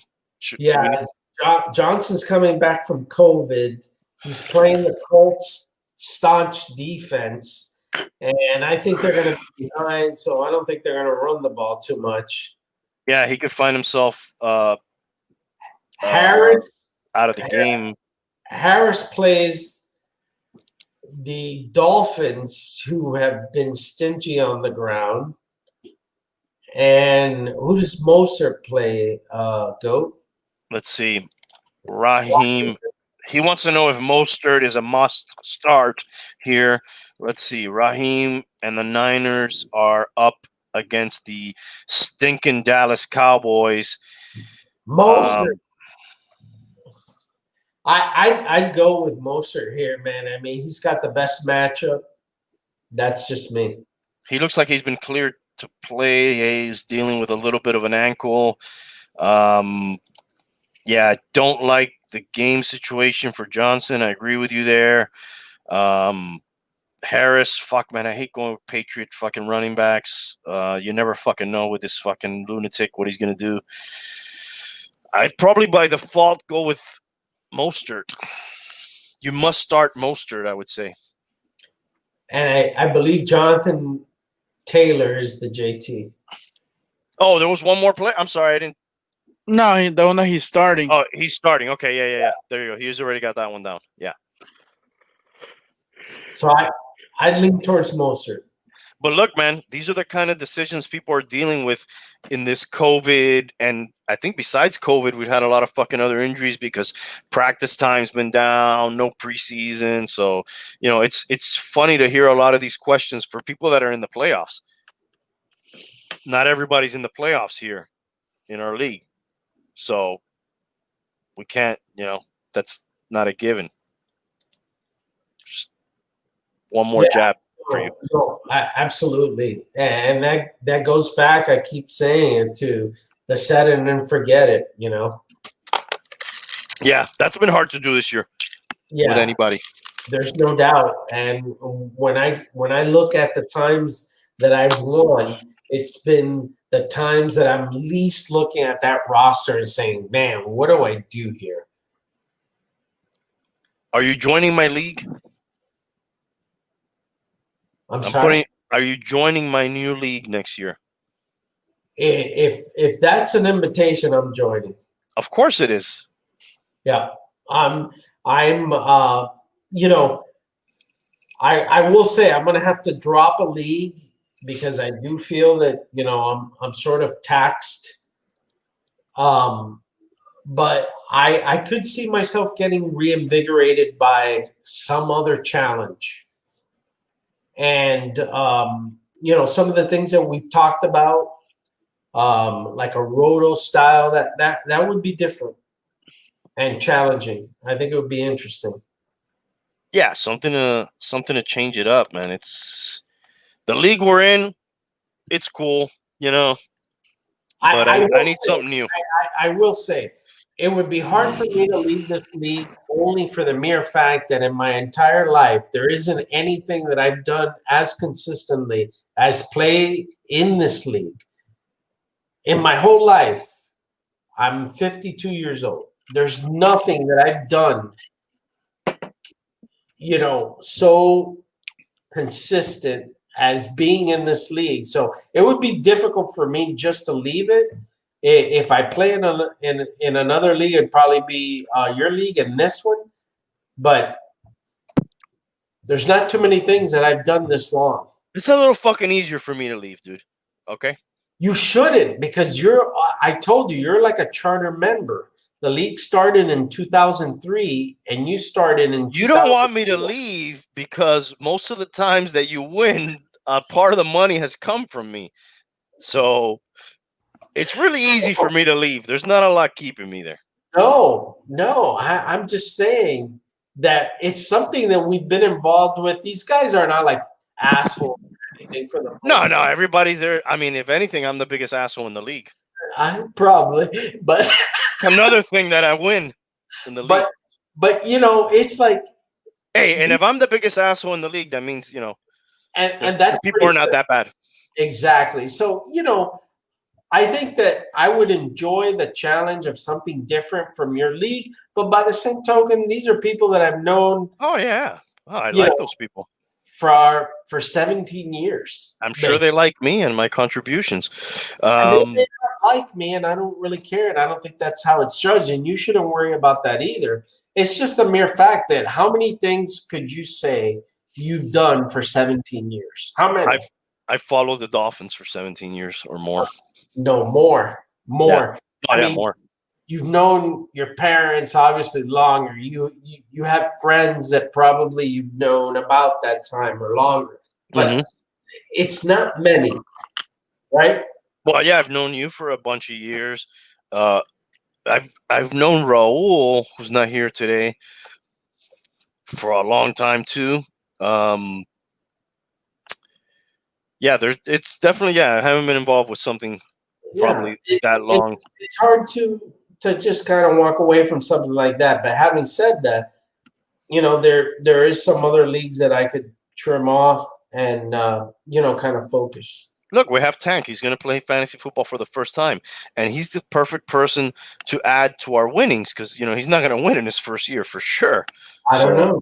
There is such thing as beginner's luck. Well, yeah, my league is going to eliminate any type of luck. You're going to fucking bring it, dude. And if you don't fucking talk smack in my league, you might be fucking deducted because for me, that's one of the best things, dude.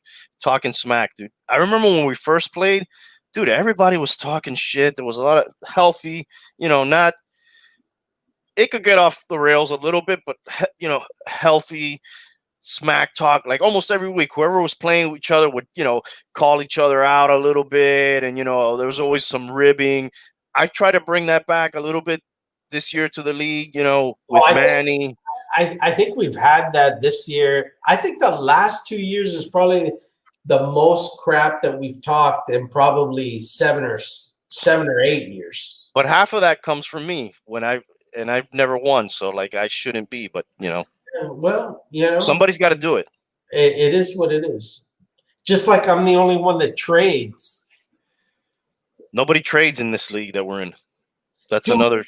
Even you, dude, I want you to think about it. I offered you freaking Brandon Ayuk for your defense, and you fucking said no. How the hell? If that's not a sign that this league doesn't trade, I don't know what else is. Well, the reason I didn't take that is at the time the Ravens were the top. Huh? It was a fair deal. Oh, I didn't say it was unfair. I'm just telling you the reason I didn't take it is that the Ravens were the top defense in the league at the time, and Ayuk was maybe a flex. Up and coming. Yeah, maybe a flex, third receiver maybe, which I didn't really need.